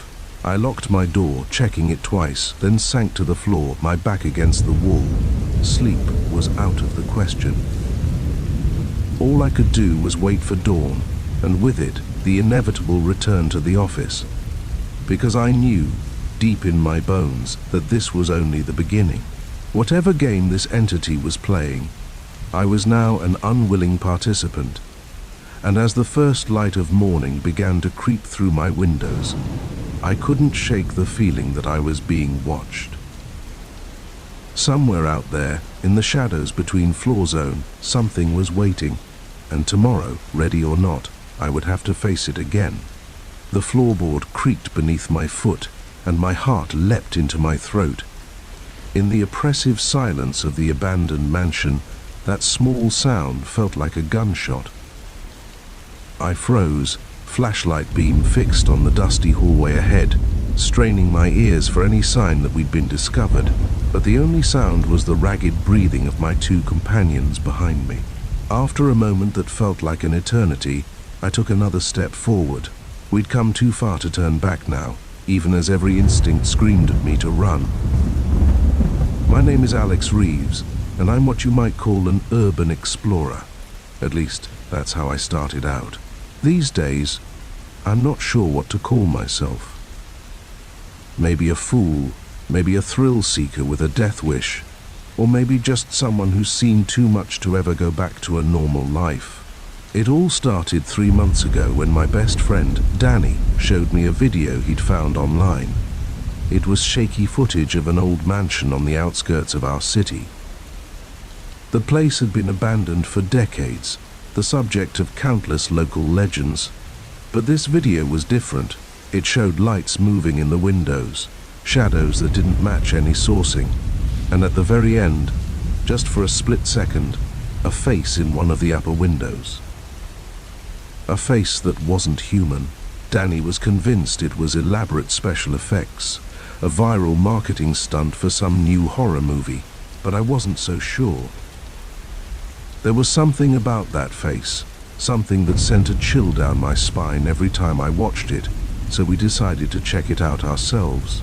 Danny, me, and our other friend Sarah, who had a popular YouTube channel dedicated to debunking paranormal hoaxes. We figured on best case scenario, we'd get some cool footage for her channel. Worst case, we'd have a fun night exploring a creepy old house. We had no idea what we were really walking into. The mansion loomed before us, a crumbling Victorian monstrosity silhouetted against the night sky. Even from the outside, it was clear this place had once been grand. Now, with its peeling paint and boarded-up windows, it looked like something out of a nightmare. "Last chance to back out," Sarah whispered, her camera already rolling. Danny grinned, but I could see the nervousness in his eyes. No way. We came here for answers, and we're gonna get them. I nodded, trying to ignore the knot of dread in my stomach. Let's do this. Getting inside was easier than we expected. One of the ground floor windows had already been pried open, the boards covering it removed. As we climbed through, the musty smell of decay hit us like a wall. "God, it reeks in here," Danny muttered, pulling his shirt up over his nose. Sarah swept her camera around the room. "Looks like we're not the first ones to come snooping." She was right. The floor was covered in footprints, clearly visible in the thick layer of dust, but something about them seemed off. Some were normal shoe prints, but others looked like no footprint I'd ever seen before. We made our way deeper into the house, our flashlight beams cutting through the darkness. Every room told a story of faded grandeur and long abandonment. Moth-eaten curtains, furniture covered in sheets, paintings on the walls so coated in grime their subjects were unrecognizable. But there were other things too, things that didn't fit. In one room, we found a circle of candles, the wax still soft as if they'd been lit recently. In another, strange symbols were carved into the floorboards, their edges fresh and clean against the weathered wood. "Okay, this is officially creepy," Sarah said, her usual skepticism faltering. That's when we heard it. A thump from somewhere above us, followed by the unmistakable sound of footsteps. We all froze, looking at each other with wide eyes. "Maybe it's just another explorer," Danny suggested, his voice barely above a whisper. But we all knew that couldn't be true. We hadn't seen any other cars on the long, overgrown driveway leading to the mansion, and those footsteps, they didn't sound quite right. Too heavy, too deliberate. "We should check it out," I said, surprising myself. Part of me wanted to run, to get as far away from this place as possible, but a larger part, the part that had always pushed me to explore abandoned places and seek out the unknown, was burning with curiosity. We made our way up the grand staircase, its once plush carpet now threadbare beneath our feet. The upper floor was, if possible, even more unsettling than the ground level. The hallway seemed to stretch on forever, doors lining both sides, and at the very end, a soft glow spilled out from beneath one of the doors. That's where we were heading now, inching our way down the hallway, every creak and groan of the old house setting our nerves on edge. As we neared the door, I could make out voices. They were too low to understand, but they didn't sound like any language I'd ever heard before. The cadence was all wrong, rising and falling in patterns that made my head spin if I listened too closely. We were just a few feet from the door when Sarah's camera beeped loudly, signaling a low battery. The voices inside the room immediately stopped. For a moment, everything was silent. Then the door began to open. "Run!" I hissed, already turning back the way we'd come. We sprinted down the hallway, no longer caring about the noise we were making. Behind us, I heard something emerge from the room. Its footsteps were fast, too fast, gaining on us with inhuman speed. We flew down the stairs, taking them 3 at a time. I chanced to glance back and immediately wished I hadn't. A figure stood at the top of the stairs, silhouetted against the glow from the room. It was tall, impossibly tall, its limbs too long and jointed in all the wrong places. And its face, where its face should have been, was just a swirling void, darker than the darkness around it. As we reached the bottom of the stairs, Danny tripped, sprawling across the floor. Sarah and I each grabbed an arm, hauling him to his feet. But we'd lost precious seconds. We could hear it coming down the stairs now, each step bringing it closer. We raced for the window we'd entered through, my lungs burning, my heart pounding so hard I thought it might burst. Sarah went through first, then Danny. As I was climbing through, I felt something cold brush against my ankle. I kicked out wildly and heard a hiss of pain that sounded almost human. Then I was through, tumbling onto the overgrown lawn. We ran to the car, not stopping until we were inside with the doors locked. As Danny gunned the engine, I looked back at the mansion. There, in one of the upper windows, I saw it, the face from the video. But now I knew it wasn't a face at all, just a swirling mass of darkness that somehow radiated malevolence. We drove in silence, each lost in our own thoughts. It wasn't until we were miles away, the mansion long out of sight, that Sarah spoke. "My camera," she said, her voice shaking. "I dropped it when we were running. It's still in there. We all knew what that meant. Whatever footage she'd managed to capture of that thing was now lost. We had no proof of what we'd seen, what we'd experienced. But as I sat there, still trembling from our narrow escape, I realized that proof didn't matter. We knew what we'd seen, and somehow I knew this wasn't over. In the days that followed, we tried to convince ourselves it had all been some elaborate hoax, a prank taken too far. But deep down, we knew the truth. There were things in this world that defied explanation, things that lurked in the shadows of abandoned places, waiting for foolish explorers like us. We never spoke about that night to anyone else. Who would believe us? But sometimes, late at night, I find myself drawn to the window, staring out into the darkness, and I can't shake the feeling that somewhere out there, in that crumbling mansion on the edge of town, something is staring back, waiting, watching.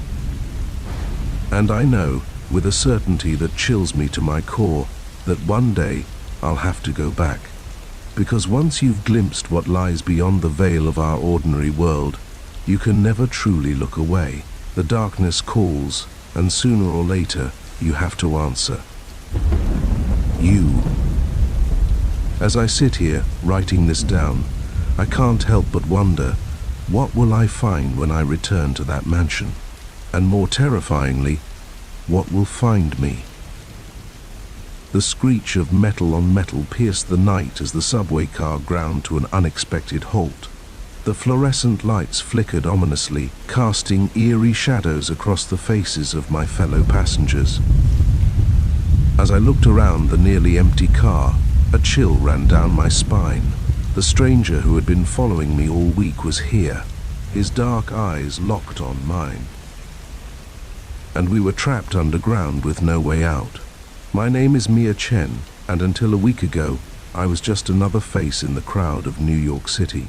A 28-year-old graphic designer, I'd moved here from a small Midwest town chasing big dreams. Now, as I sat frozen in my seat, I wondered if those dreams would be the death of me. It had started last Tuesday. I was on my usual morning commute, lost in thought about an upcoming project deadline. As I exited the subway at my stop, I felt eyes on me. You develop a sixth sense for that sort of thing in the city. I glanced around and caught sight of a man staring at me intently. He was unremarkable in appearance, average height, dark hair, nondescript clothing, but something about his gaze made my skin crawl. I shrugged it off, chalking it up to the usual weirdness of city life, but the next morning, he was there again, and the next. And the next, always on my train, always watching me. I tried varying my route, leaving at different times. It didn't matter, he was always there. A constant shadow in my peripheral vision. I never saw him outside the subway, but every time I entered a station, my heart would race until I spotted him. It was like some twisted game of hide and seek, where I was always found. I'd considered going to the police but what would I say?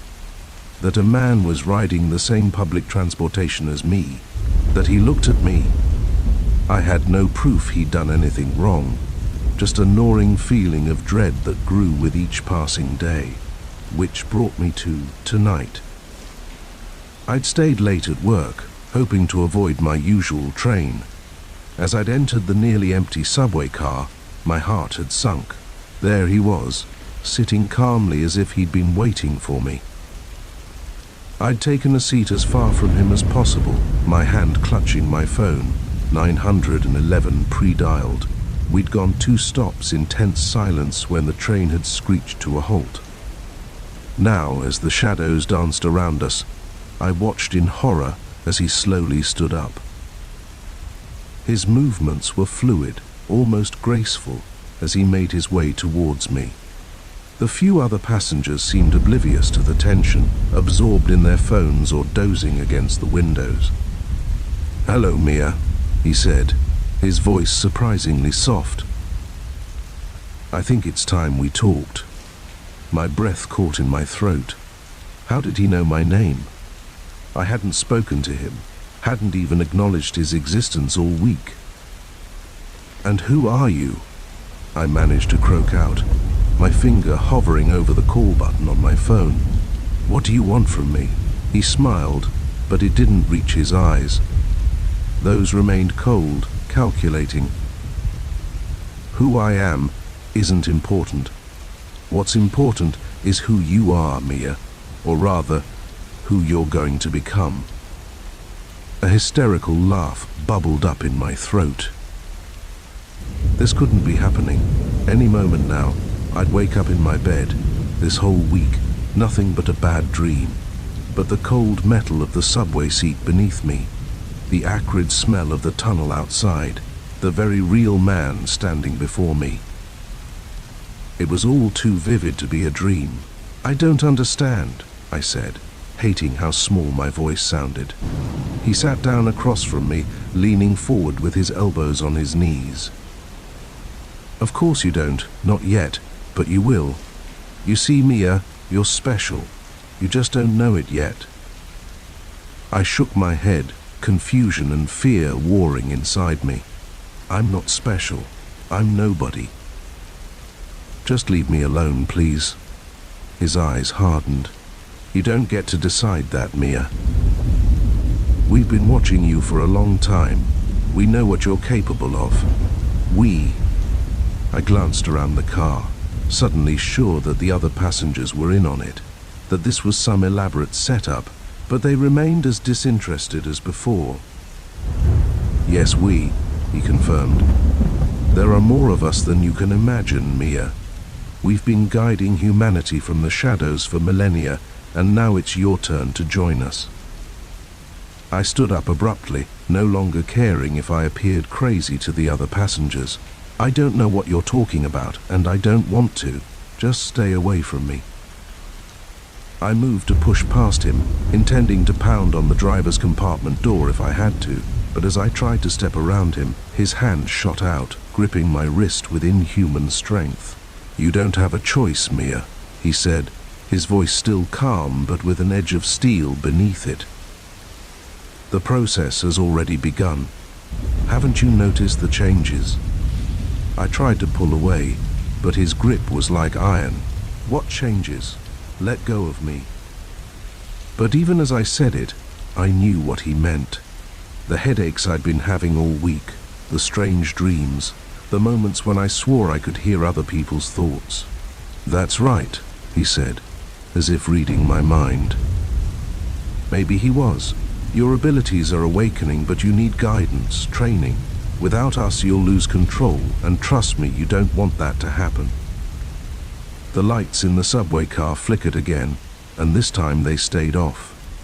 In the darkness, I felt something change in the air around us.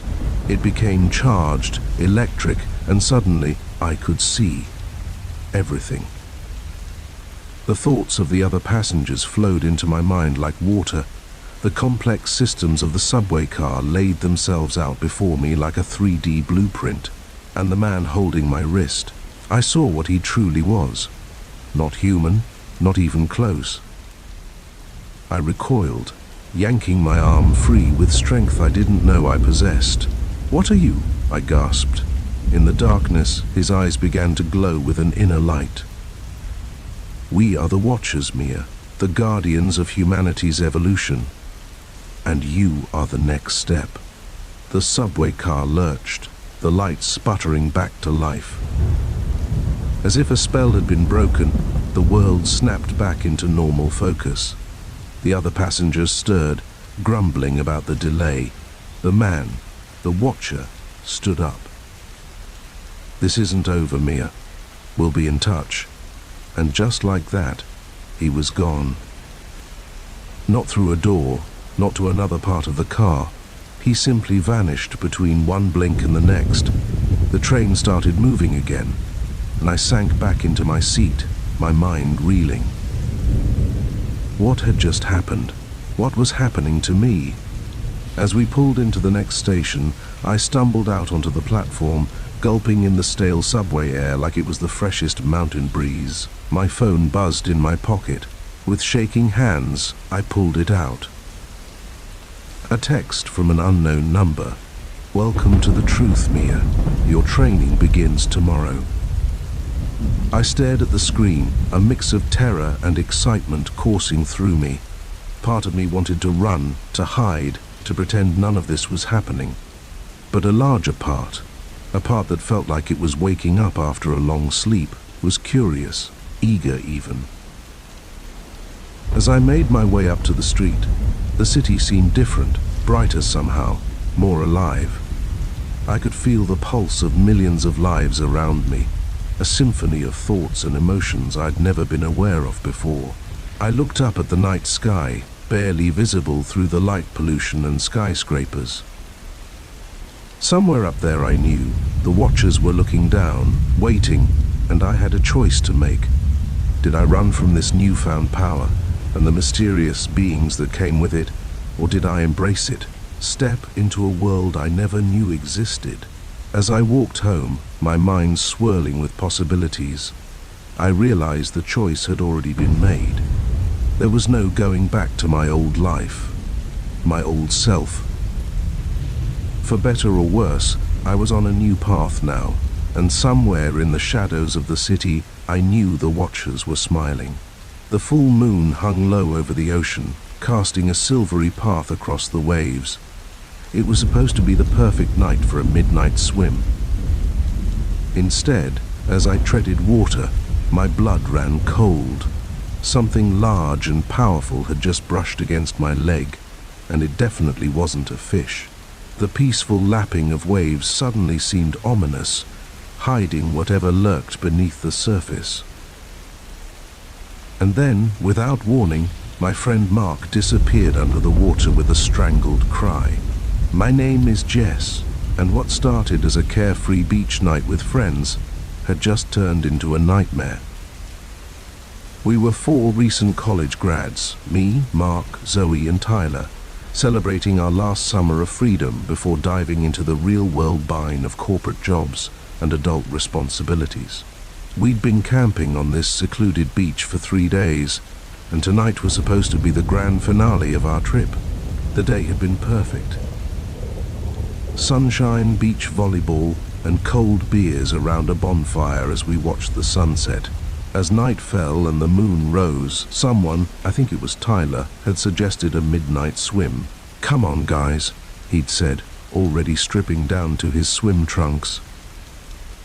When are we ever going to get a chance like this again? Full moon, warm water, not another soul for miles. We'd all agreed, caught up in the magic of the moment. Zoe and I had changed into our swimsuits, while Mark had just shucked off his shirt and jumped in wearing his shorts. We'd waited out until the water reached our chests, laughing and splashing each other like kids. That's when I'd felt it, something solid and alive brushing past my leg. I'd frozen, my laughter dying in my throat. "Guys," I'd started to say, but Mark's sudden disappearance cut me off. Now, as the ripples from where he'd vanished spread outward, we all stared at each other in shock. "Mark," Zoe called out, her voice trembling. "Mark, this isn't funny." But we all knew this wasn't a joke. Mark was a strong swimmer, but he'd gone under so fast without even a splash. "We need to get out of the water," Tyler said, his usual bravado replaced by naked fear. Now, we started swimming toward shore, our strokes frantic and uncoordinated. I could feel panic rising in my chest, threatening to overwhelm me. I forced it down, focusing on the rhythmic movement of my arms cutting through the water. We were about halfway to the beach when I heard Zoe scream. I turned to see her being pulled backward, her arms flailing. "Something's got my leg," she shrieked, terror distorting her features. Tyler and I swam towards her, but it was like trying to move through molasses. The water seemed to have thickened, resisting our every movement. Zoe disappeared under the surface just as we reached her. "No!" I yelled, diving down after her. The The salt water stung my eyes as I peered into the murky depths. For a moment, I saw nothing. Then, a flash of pale skin and a cloud of bubbles. Zoe was about 10 feet below me, sinking fast, and wrapped around her leg was something. In the dim moonlight filtering through the water, I couldn't make out details, just a long, sinuous shape that didn't belong to any sea creature I knew. My lungs burning, I surfaced for air. Tyler was right beside me, his eyes wide with fear. "Did you see her?" he gasped. I nodded, unable to speak. We both took deep breaths and dove down again.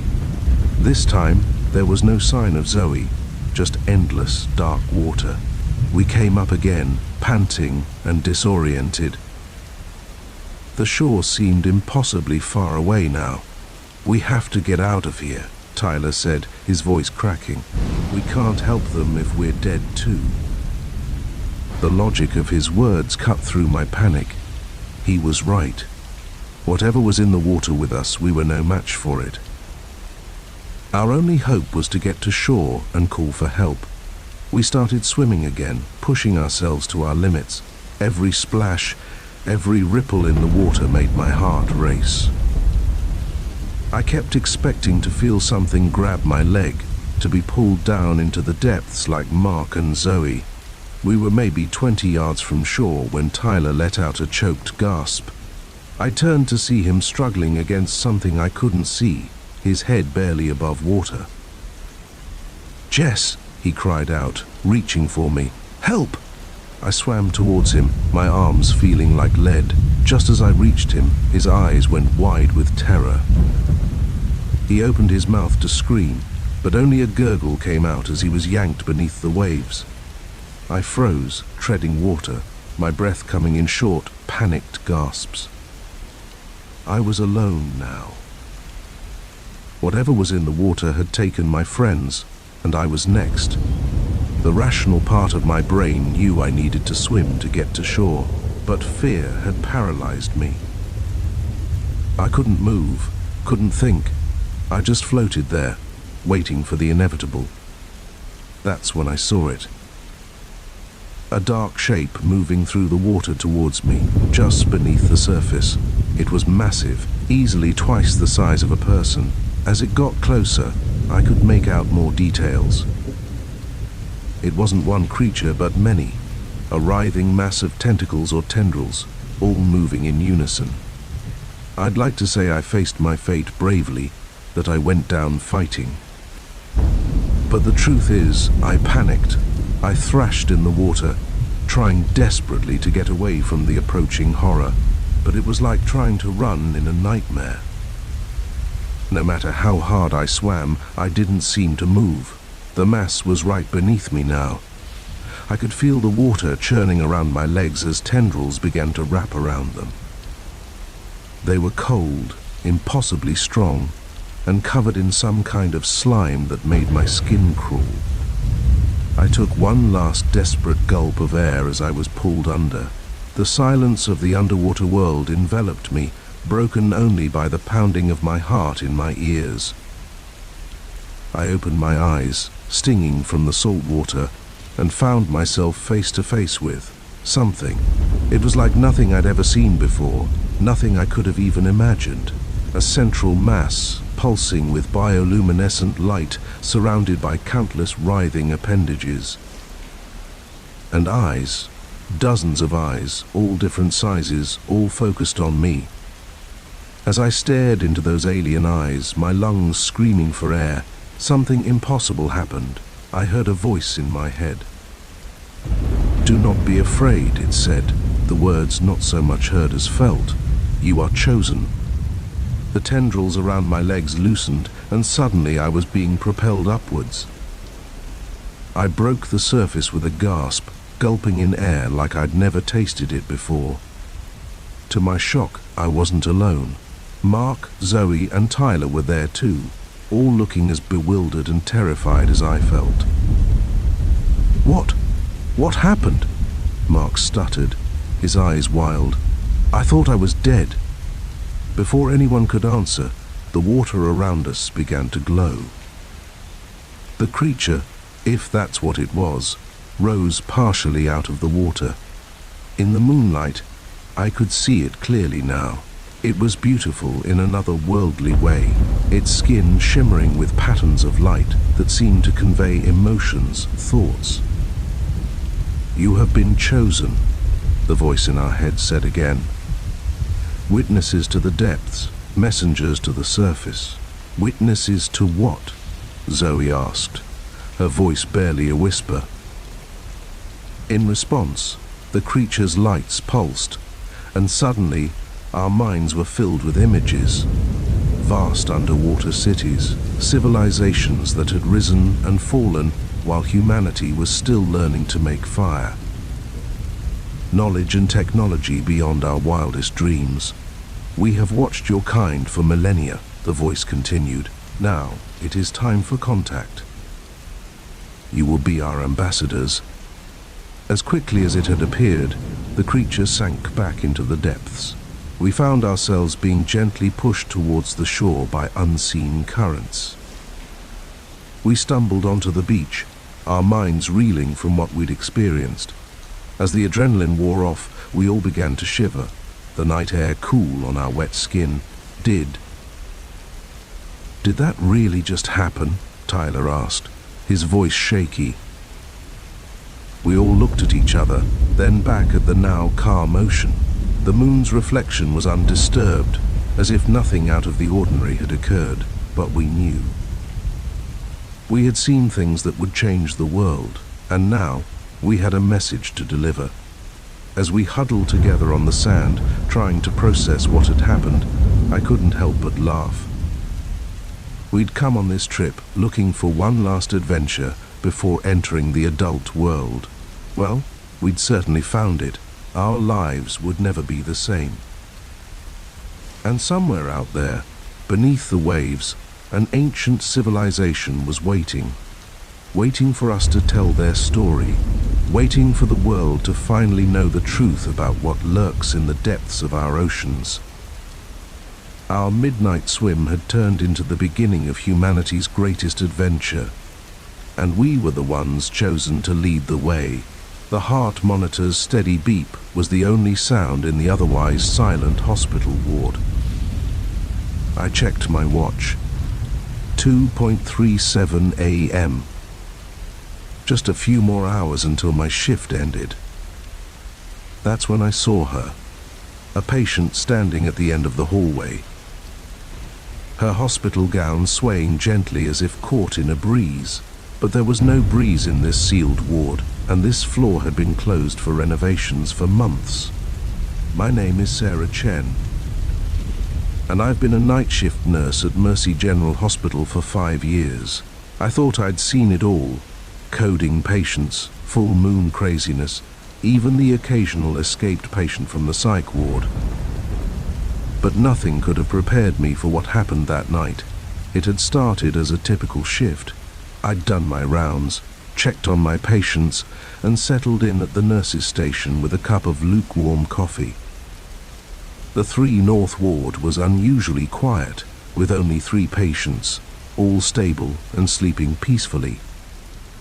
I was catching up on charting when I first noticed something odd. The air felt different, heavier somehow, charged with a kind of static electricity that made the hair on my arms stand up. I looked around, wondering if a storm was rolling in. But the windows showed only clear, star-filled skies. That's when I saw her for the first time, just a glimpse out of the corner of my eye. A figure in a pale gown at the far end of the hallway. I turned to look directly, but she was gone. I shook my head, blaming it on too little sleep and too much caffeine. But a nagging feeling in the pit of my stomach told me something wasn't right. I decided to do another round, just to ease my mind. As I walked past the rooms, I peeked in on each patient. Mr. Johnson in 301 snoring softly, Mrs. Patel in 302, her oxygen machine humming steadily, and in 303 I froze. The bed was empty, sheets disturbed as if someone had just gotten up. My heart raced as I checked the bathroom. Empty. I rushed back to the nurse's station, ready to call a code yellow for a missing patient. But as I reached for the phone, I saw her again. She was standing at the junction where our ward met the closed wing, her back to me. Long dark hair fell past her shoulders, and her thin frame was silhouetted against the darkness beyond. "Excuse me," I called out, my voice echoing in the empty hallway. "You shouldn't be out of bed." "Let me help you back to your room." She didn't respond, didn't move. Just stood there, perfectly still. A chill ran down my spine, but I pushed it aside. I was a professional, and this was clearly a confused patient who needed help. I walked towards her, my footsteps sounding unnaturally loud on the linoleum floor. "Ma'am," I said as I got closer, "are you all right?" Still no response. I was only a few feet away now. I reached out to touch her shoulder, and my hand passed right through her. I stumbled back, my heart pounding. The figure slowly turned, and I found myself staring into the face of a young woman. Her skin was pale, almost translucent, and her eyes were completely black, like empty voids. She opened her mouth as if to speak, but instead of words, a low, haunting moan emerged. The lights in the hallway flickered, and I felt a wave of cold wash over me. I ran. I'm not proud of it. But in that moment, all my training, all my experience, and went out the window. I ran back to the nurse's station, my breath coming in short gasps. I grabbed the phone, my fingers shaking as I dialed security. "This is Nurse Chen on 3 North, I said, as soon as they picked up. "I need assistance immediately.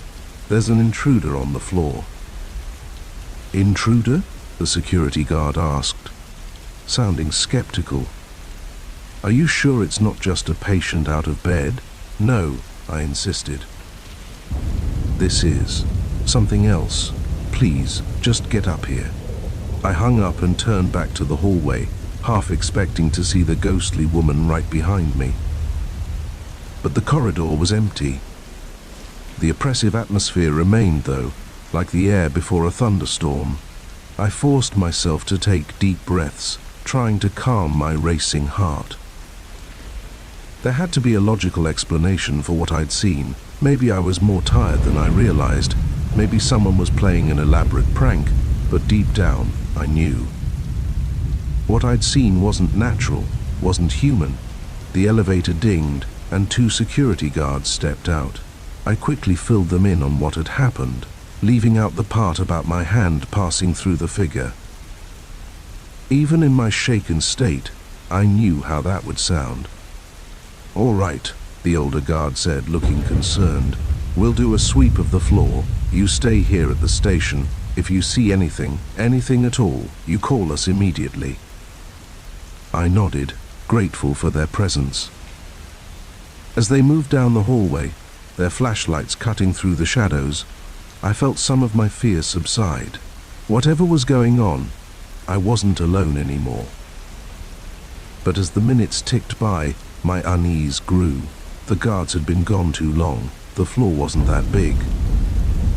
They should have been back by now. I was about to call them on the radio when the lights went out, all of them. At once. Even the emergency lights failed to kick in. The only illumination came from the faint glow of the computer screens at the nurse's station. In the sudden darkness I heard it, footsteps coming from the direction of the closed wing. But they didn't sound like the heavy tread of the security guards. These were lighter, almost ethereal. I fumbled for my phone, turning on its flashlight. The beam seemed pitifully small against the encompassing darkness. I swept it down the hallway and felt my blood turn to ice. She was there. the ghostly woman, but she wasn't alone. Behind her, I could make out other figures, dozens of them, all in hospital gowns, all with those same black, empty eyes.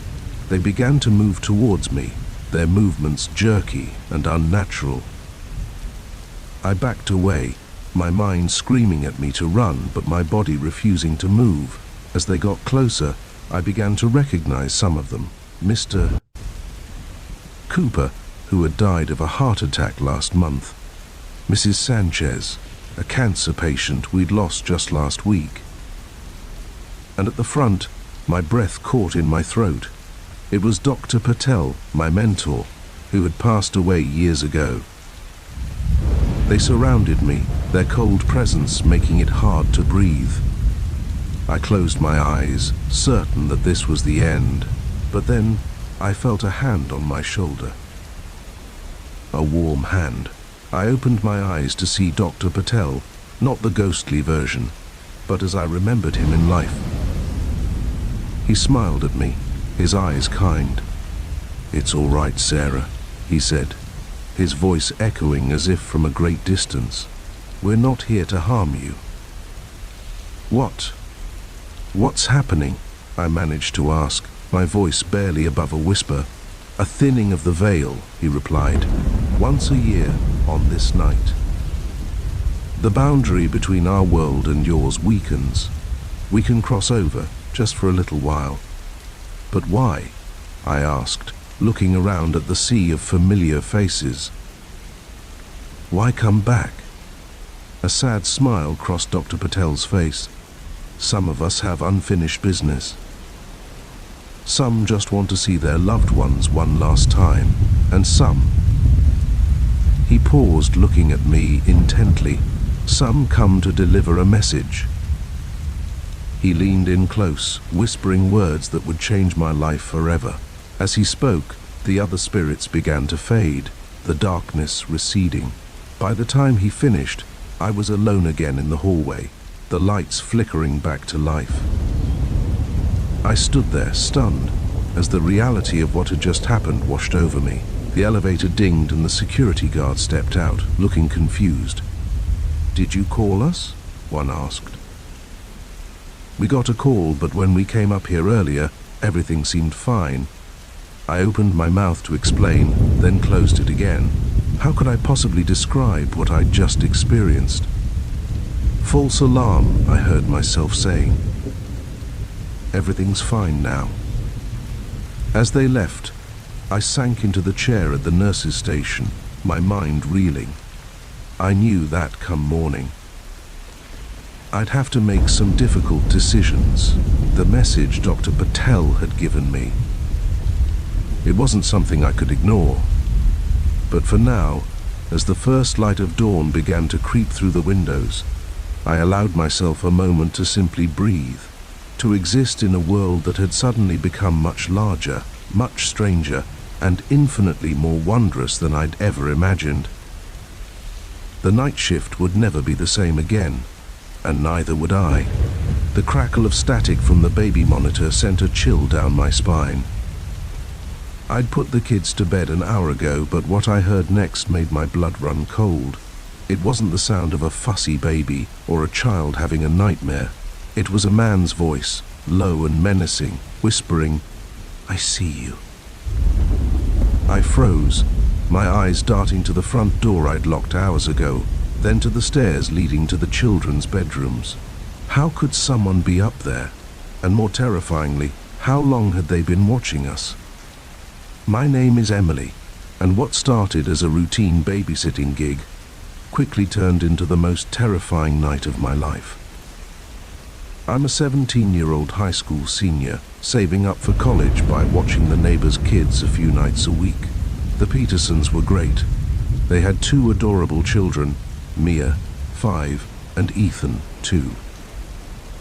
And they always paid well. I'd been sitting for them for almost a year, and nothing out of the ordinary had ever happened, until tonight. It had been a normal evening. I'd arrived at 6 p.m. just as Mr. and Mrs. Peterson were heading out for their date night. They'd left money for pizza, emergency contact numbers on the fridge eyes, and strict instructions for the kids to be in bed by 8.30. "We'll be back around midnight," Mrs. Peterson had said, giving me a warm smile. "Call if you need anything." The first few hours went smoothly. We had pizza, played some board games, and I managed to get both kids bathed and in bed right on schedule. I'd settled onto the living room couch with my homework, enjoying the quiet. That's when I first noticed something odd. A flicker of movement outside the window caught my eye. I got up to look, but the front yard was empty, bathed in the orange glow of the streetlights. Must have been a cat or something, I thought, shrugging it off. But as I sat back down, I couldn't shake the feeling that I was being watched. The hairs on the back of my neck stood up, and every creak of the old house made me jump. I turned on the TV, hoping the background noise would calm my nerves. It was just past 11 p.m. when I heard that chilling voice through the baby monitor. My first instinct was to run, to get out of the house and call the police.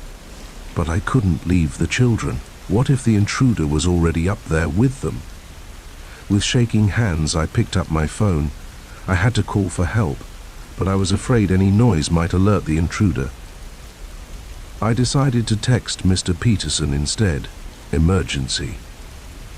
Someone in the house, call police. Seconds after I hit send, my phone buzzed with an incoming call. Mr. Peterson. I declined it, terrified that the ringtone might have been heard upstairs. Instead, I texted again, can't talk. He's upstairs with the kids. Please hurry. The response came quickly. Police on their way. We're coming home now. Stay safe. I stood at the bottom of the stairs, my heart pounding so hard I was sure it could be heard throughout the house. Should I go up, try to get the kids out, or would that put them in more danger? Before I could decide, I heard footsteps overhead, slow, deliberate steps moving from one bedroom to the other. Then silence. The baby monitor crackled to life again. "Come upstairs, Emily," the voice said, sending shivers down my spine. "The children want to say goodnight." Panic threatened to overwhelm me. How did he know my name? What had he done to Mia and Ethan? I looked at my phone, praying to see flashing lights outside, but the street remained dark and quiet. I took a deep breath, trying to steady myself. I had to do something. I couldn't just stand here while some maniac was upstairs with those innocent kids. I looked around for a weapon, anything I could use to defend myself. My eyes landed on a heavy table lamp. It wasn't much, but it was better than nothing. I unplugged it and gripped it tightly, my palms sweaty against the cool ceramic. As I placed my foot on the first step, it creaked loudly. I froze, listening intently, but heard nothing from upstairs. Slowly, carefully, I began to climb. Each step felt like an eternity. The silence was oppressive, broken only by the sound of my ragged breathing and the pounding of my heart. As I reached the top of the stairs, I paused, trying to decide which room to check first. Mia's room was closest. The door was ajar, a sliver of darkness visible through the crack. I pushed it open slowly, wincing at the slight squeak of the hinges. The room was dark, illuminated only by the glow of Mia's nightlight. I could make out her small form under the covers, apparently asleep. But where was the intruder? I moved to Mia's bed, gently shaking her shoulder. "Mia," I whispered. "Mia, wake up. We need to go." She didn't stir.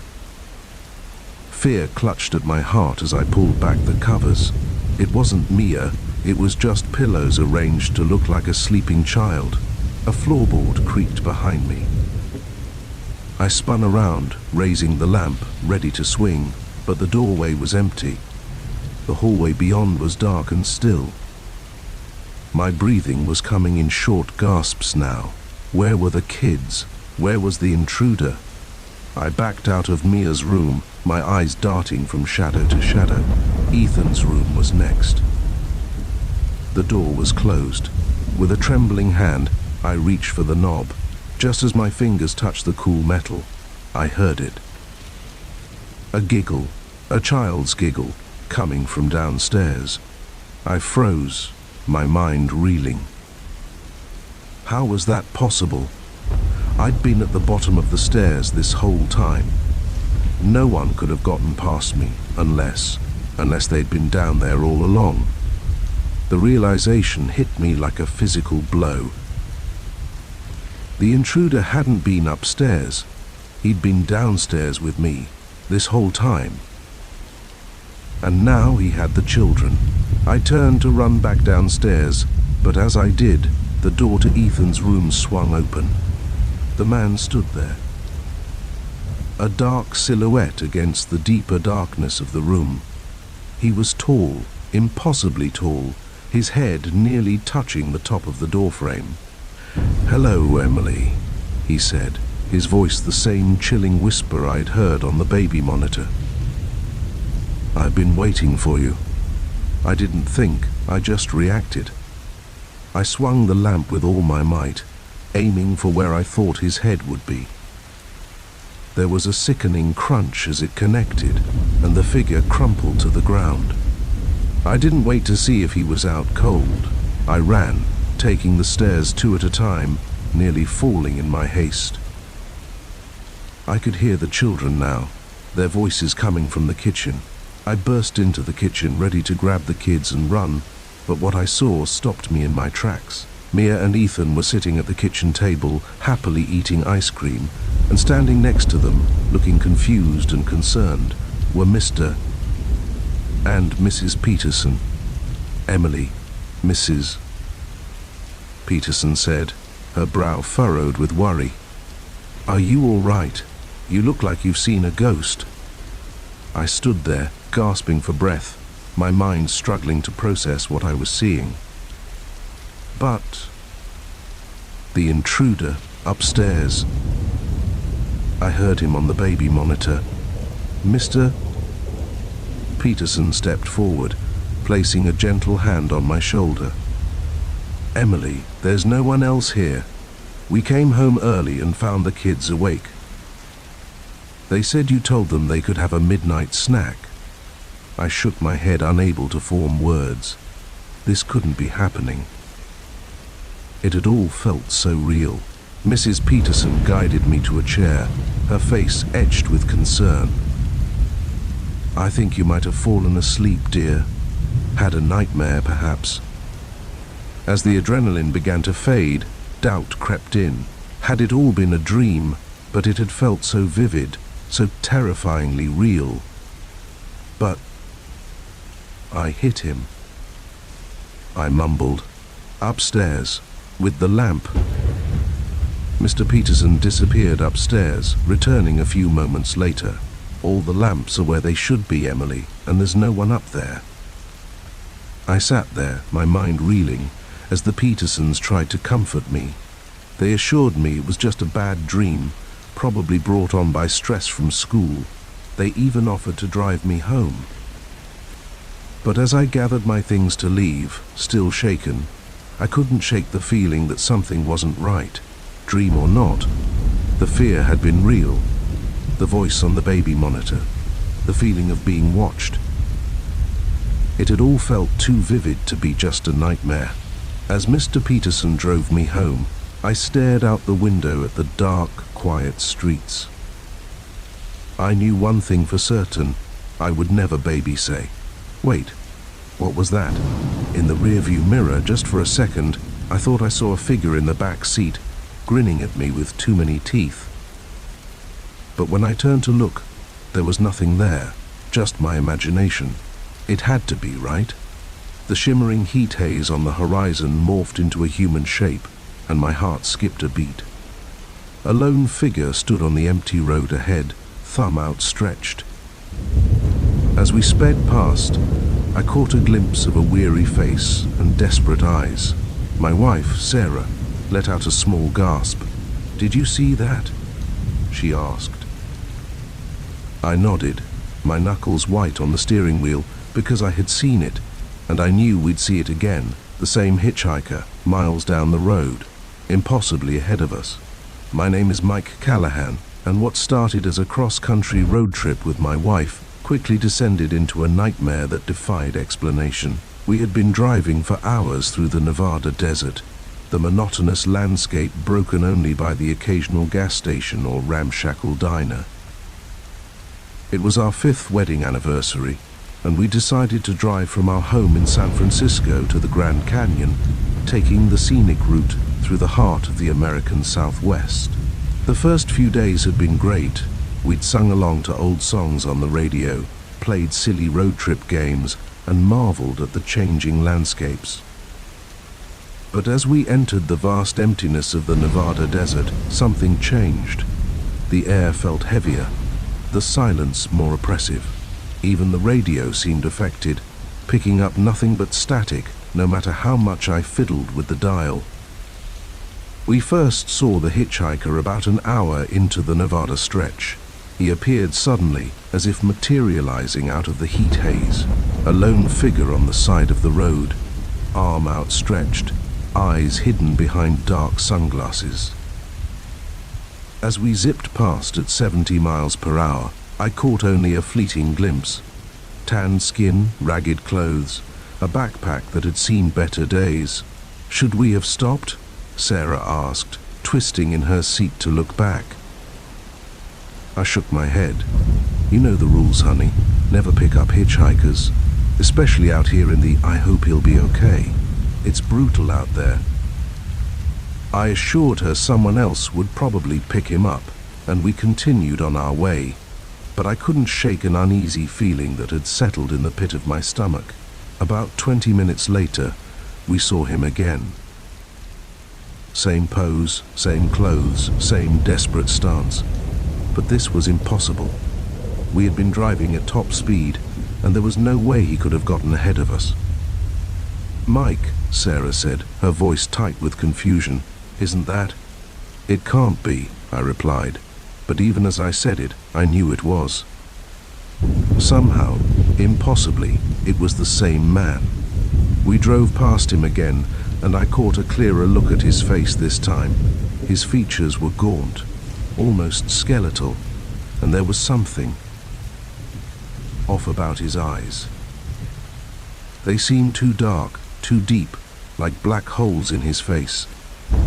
Sarah and I sat in stunned silence for several minutes, both trying to rationalize what we had just seen. Maybe it was a different hitchhiker who just happened to look similar. Maybe the heat and monotony of the desert were playing tricks on our minds. But deep down, we both knew something wasn't right. The third time we saw him, about 15 minutes later, Sarah screamed. Because this time, he wasn't on the side of the road. He was standing in the middle of our lane, directly in our path. I slammed on the brakes, the tires screeching as we skidded to a stop mere feet from the figure. My heart was pounding so hard I could feel it in my throat. Sarah's knuckles were white where she gripped the dashboard. The hitchhiker stood motionless, staring at us through those impenetrably dark sunglasses. Slowly, deliberately, he raised his hand and pointed at us. "Oh God, Mike," Sarah whimpered. "What do we do?" I was asking myself the same question. Every instinct screamed at me to throw the car into reverse and get as far away from this thing as possible, but a morbid curiosity kept me rooted to the spot. I needed to understand what was happening. Slowly, I rolled down my window. The blast of hot air that entered the car brought with it a smell I can only describe as decay, like something long dead baking in the sun. "What do you want?" I called out, my voice sounding thin and reedy in the vast emptiness around us. The hitchhiker's mouth moved, but the sound that came out wasn't human. It was like static on a radio, punctuated by clicks and whirs, that made the hair on the back of my neck stand up. Then, without warning, he was gone. Not ran away, not faded into the distance, just gone. There 1 second and vanished the next. Sarah and I looked at each other, both pale and shaking. "Did that just happen?" she asked, her voice barely above a whisper. I nodded, unable to form words. My mind was reeling, trying to make sense of what we'd experienced, but there was no making sense of it. It defied all logic, all reason. With shaking hands, I put the car back into drive and slowly accelerated. We drove in silence, both lost in our own thoughts, jumping at every shadow and shimmering heat mirage on the horizon. As the sun began to set, painting the desert in shades of orange and purple, we spotted a small diner on the side of the road.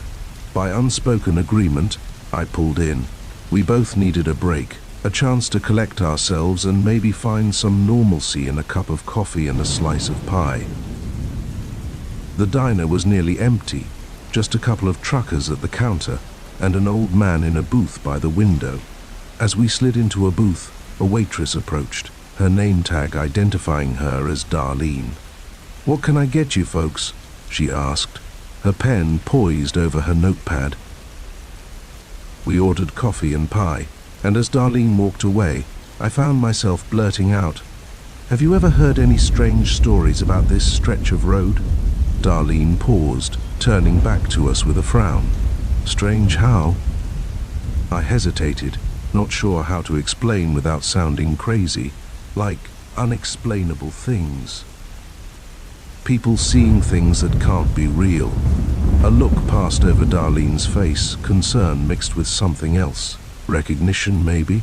She glanced around the diner, then leaned in close. "You saw him, didn't you?" she whispered. "The hitchhiker?" Sarah gasped, and I felt a chill run down my spine. "You know about him?" I asked.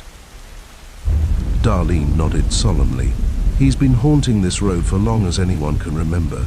Some say he's the ghost of a man who died out here, forever trying to catch a ride to safety. Others say he's something else, something not of this world." She straightened up, her expression becoming guarded. "But that's just silly superstition, of course. I'm sure whatever you saw was just a trick of the light. The desert can play havoc with your senses, you know." With that, she hurried off to get our order. Sarah and I sat in stunned silence, trying to process what we'd just heard. "Mike," Sarah said finally, her voice trembling, "I want to go home. I don't care about the Grand Canyon anymore. I just want to get out of here." I nodded, reaching across the table to squeeze her hand. "We'll leave first thing in the morning. We'll find a motel for the night and then head back to California at dawn." But as I said it, a nagging doubt gnawed at me. Would it be that easy? Would the hitchhiker let us leave? We ate our pie in silence, both lost in our own thoughts. As we were paying the bill, I noticed the old man in the booth by the window, watching us intently. As we turned to leave, he spoke up. "You can't outrun him, you know," he said, his voice gravelly with age. "Once he's set his sights on you, there's no escape." I felt Sarah stiffen beside me. "What do you mean?" I asked. Even as part of me screamed not to engage, not to know more, the old man's rheumy eyes fixed on me. "He's not looking for a ride, son. He's looking for a replacement. Someone to take his place on this god-forsaken stretch of road so he can finally move on." A chill ran through me. "How do you know all this?" A sad smile crossed the old man's weathered face. "Because I've been running from him for 40 years. Ever since that night I drove past him, thinking I was being smart by not picking up a hitchhiker." He turned back to the window, his eyes scanning the darkening desert outside. "You can't escape him," he repeated softly. "No matter how far or fast you drive, he'll always be there, waiting until you give in or until you find someone else to take your place. Sarah tugged at my arm, her eyes wide with fear. "Let's go, Mike, please." I nodded, guiding her out of the diner. As we walked to our car, the old man's words echoed in my head. "You can't escape him." We drove through the night, pushing the speed limit, both of us jumping at every shadow on the road, but no matter how fast we went, no matter how many miles we put behind us, I couldn't shake the feeling that we were being followed. And every time I looked in the rearview mirror, I half expected to see a gaunt figure in the back seat, grinning at me with too many teeth, ready to claim his replacement. The desert stretched endlessly before us, and I knew, with a certainty that chilled me to my core, that our journey was far from over. The hitchhiker was out there, waiting, and sooner or later we would have to face him again. The first knock came at midnight, a soft tapping that barely registered over the howling wind. I ignored it, chalking it up to debris blown against the lighthouse door, but as the night wore on, the knocking grew louder, more insistent. By 3 a.m., it had become a pounding that shook the very foundation of my solitary home, and still the storm raged on, making any visitors impossible.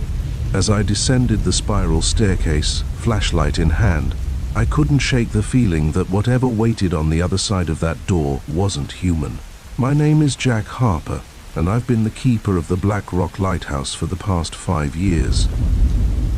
Perched on a tiny, rocky island off the coast of Maine, Black Rock has been guiding ships safely through treacherous waters for over a century. It's a solitary life, but one I've grown to love. The peaceful isolation, the rhythm of the tides, the satisfaction of maintaining this beacon of hope for sailors, it suited me perfectly. Or at least it did until that stormy night in late October. The day had started normally enough. I'd gone about my usual routine, checking the light, maintaining the equipment, logging weather conditions, but as evening approached, the sky had darkened ominously. The weather report crackled over my radio, warning of an unexpected storm system moving in. Gale force winds, heavy rain, possible hail. I'd battened down the hatches, so to speak, securing everything that could be blown away. By nightfall, the storm had hit in full force. Rain lashed against the windows, driven sideways by howling winds. Waves crashed against the rocky shore, sending spray high enough to reach the lower windows of the lighthouse. As I climbed the stairs to light the beacon, I couldn't help but feel a sense of pride. This was why I was here. On nights like this, my light might be the only thing standing between a ship and disaster. I settled in for a long night, brewing a pot of strong coffee and pulling out a well-worn paperback. The storm provided a constant backdrop of sound, wind, rain, crashing waves. It was almost soothing in its intensity. That's when I heard it. A knock at the door. At first I thought I'd imagined it. Who could possibly be out there in this weather? The island was uninhabited save for me, and the nearest shore was miles away. I returned to my book, but a few minutes later I heard it again. 3 distinct knocks, barely audible over the storm. I set my book down, listening intently. For several long moments, there was nothing but the sound of the storm. Then, just as I was about to convince myself I'd imagined it, the knocking came again, louder this time. A chill ran down my spine. This wasn't possible. No one could have made it to the island in this weather, and even if they had, they'd have radioed ahead. I always kept my radio on, especially during storms. I tried to rationalize it. Maybe some debris had blown against the door, or perhaps some part of the lighthouse was coming loose in the wind. But as the night wore on, the knocking became more frequent.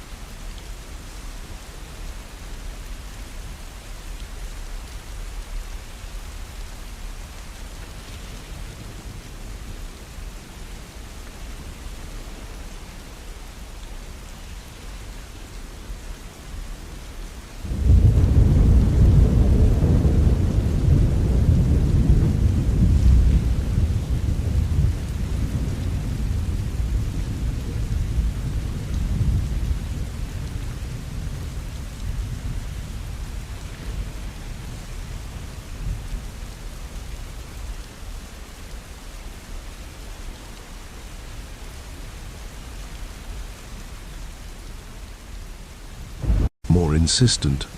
It moved around the lighthouse, sometimes at the front door, sometimes at the back, occasionally even seeming to come from the windows high above. By 3 a.m., it had become a constant rhythmic pounding that I could feel through the floors. It was impossible to ignore, impossible to explain away. Fear and curiosity warred within me. Every instinct screamed at me to stay put, to wait out the storm and pretend I couldn't hear the impossible knocking. But another part of me needed to know, needed to understand what was happening. With shaking hands, I picked up my heavy-duty flashlight. Its weight was reassuring in my hand as I began to descend the spiral staircase. The pounding grew louder as I approached the door. I could feel the vibrations through the soles of my feet. My heart was racing, my palms sweaty on the flashlight. I reached for the door handle, then hesitated. What if it was someone who needed help? A shipwreck survivor, perhaps, who had somehow made it to the island. I couldn't just leave them out there in the storm. Taking a deep breath, I undid the locks and pulled the door open. The wind nearly knocked me off my feet, driving rain and sea spray into my face. I raised the flashlight, squinting against the onslaught. There was no one there. I swept the beam of light across the small porch, then out towards the rocks. Nothing but wind and rain and crashing waves. Relief flooded through me, followed quickly by confusion. If no one was there, what had been making that noise? That's when I saw it, just at the edge of my flashlight's beam down by the shore. A figure standing motionless amidst the chaos of the storm. I blinked. Sure, I was seeing things.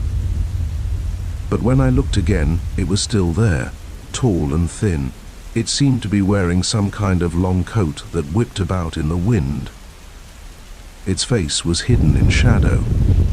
"Hello?" I called out, my voice nearly lost in the howling wind. "Do you need help?" The figure didn't move, didn't respond, just stood there, facing the lighthouse, facing me. A wave of unease washed over me. Something about this was very, very wrong. I was about to retreat inside and radio for help when the figure moved. It raised one arm, pointing directly at me, and then, impossibly, it began to walk forward. Not along the shore, but straight towards me across the surface of the churning water. I slammed the door shut, my heart pounding. This couldn't be happening. I must be dreaming or hallucinating from lack of sleep. But even through the thick door I could hear it. Footsteps, slow and deliberate, coming up the path to the lighthouse. And then the knocking began again. No longer all around, but focused on the door right in front of me. Slow, heavy thuds that shook dust from the ceiling. I backed away, my mind reeling. What was out there? What did it want? The pounding continued, growing louder, more insistent. I could see the door shuddering in its frame with each impact. I turned and ran, taking the stairs 2 at a time. I didn't stop until I reached the top of the lighthouse, bursting out onto the gallery that surrounded the beacon. The storm raged around me, wind and rain lashing at my face. I gripped the railing, peering down at the entrance to the lighthouse. The door was open. As I watched, a figure emerged. Even from this height, I could tell it wasn't human. Its movements were too fluid, its proportions all wrong. It paused, then slowly turned its face up towards me. I caught a glimpse of pale, waterlogged flesh, of eyes that glowed with an eerie, phosphorescent light, of a mouth that opened far too wide, revealing row upon row of sharp teeth. It raised one long, distorted arm, pointing at me again, and then it began to climb, not using the stairs inside, but scaling the outside of the lighthouse. Its movements were quick, jerky, like a spider crawling up a wall. I stood frozen in horror, unable to move as it drew closer. The wind carried its voice to me, a sound like rushing water and grinding stones that somehow formed words. "Keeper," it said, "your time has come." In that moment, I understood. The stories I dismissed as superstition, the warnings from the old-timers about the true duties of a lighthouse keeper. We weren't just here to guide ships, we were guardians, keeping at bay things that lurked in the deep, things that saw our lights as a challenge. And sometimes, those things came to replace us. As the creature reached the gallery, pulling itself up with those long, distorted limbs, I made a choice.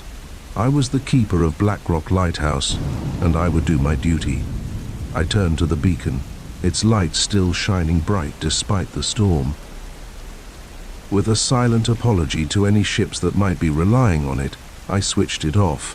The creature paused, as if confused by the sudden darkness. I took advantage of its hesitation, ducking past it and racing down the stairs. I could hear it behind me, chittering and scratching as it gave chase. But I had lived in this lighthouse for years. I knew every step, every turn. I reached the bottom and ran out into the storm, not stopping until I reached the shore. There, I turned to face the creature that had followed me. It loomed over me, its form seeming to shift and flow in the darkness. But now that we were away from the lighthouse, it seemed less sure of itself. "You are the keeper," it said, its voice full of confusion and what might have been fear. I stood my ground, rain and sea spray soaking me to the bone. "I am," I replied. "And this is my light, my duty. You have no power here." For a long moment, we stood there, human and monster, facing each other amidst the storm. Then, slowly, the creature began to retreat. It moved backwards, step by step, until it reached the water's edge. With one last look at me, it sank beneath the waves. As soon as it disappeared, I ran back to the lighthouse. My hands were shaking as I relit the beacon, its bright beam cutting through the storm once more. I spent the rest of the night in the lantern room, watching the sea for any sign of the creature's return. But there was nothing.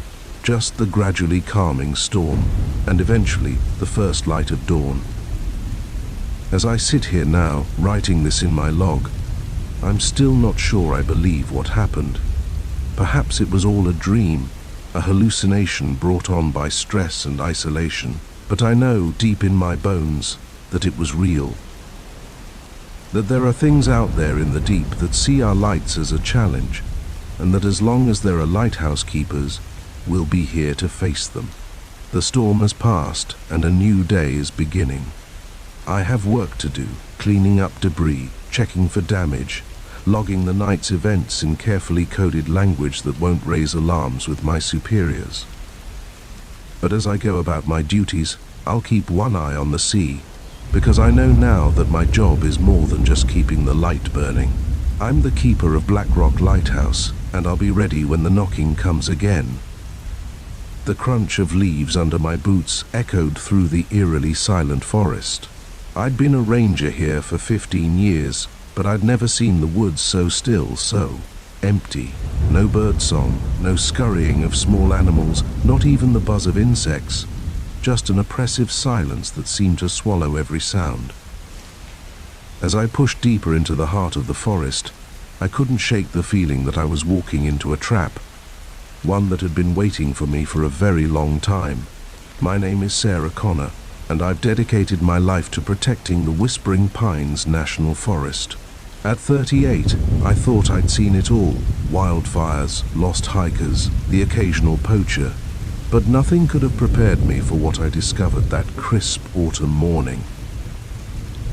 It started with reports from hikers about strange markings on trees. At first, I dismissed them as the work of bored teenagers or overzealous nature enthusiasts. But as the reports kept coming in, each more unsettling than the last, I knew I had to investigate. I set out at dawn, my backpack loaded with supplies for a day's hike.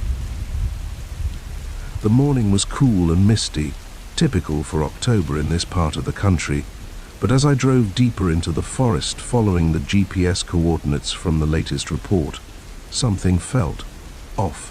The mist seemed thicker than usual, clinging to the trees in a way that made them look almost skeletal, and the silence, God. The silence, God. I've always loved the peacefulness of the forest, but this was different. This was wrong. I parked my truck at the trailhead and set out on foot. The path was familiar. I'd hiked it countless times before. But today, it felt alien. The trees seemed to loom over me, their branches reaching out like gnarled fingers. About 2 miles in, I saw the first marking. It was carved into the trunk of an old oak, the wood still oozing sap.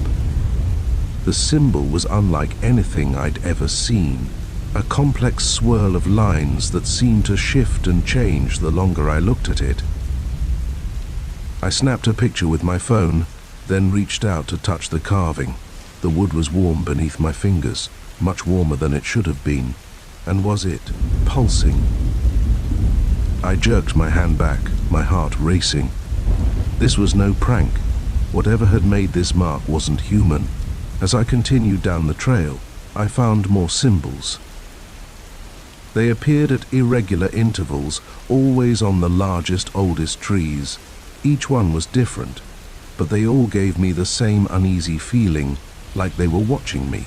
The deeper I went, the stranger the forest became.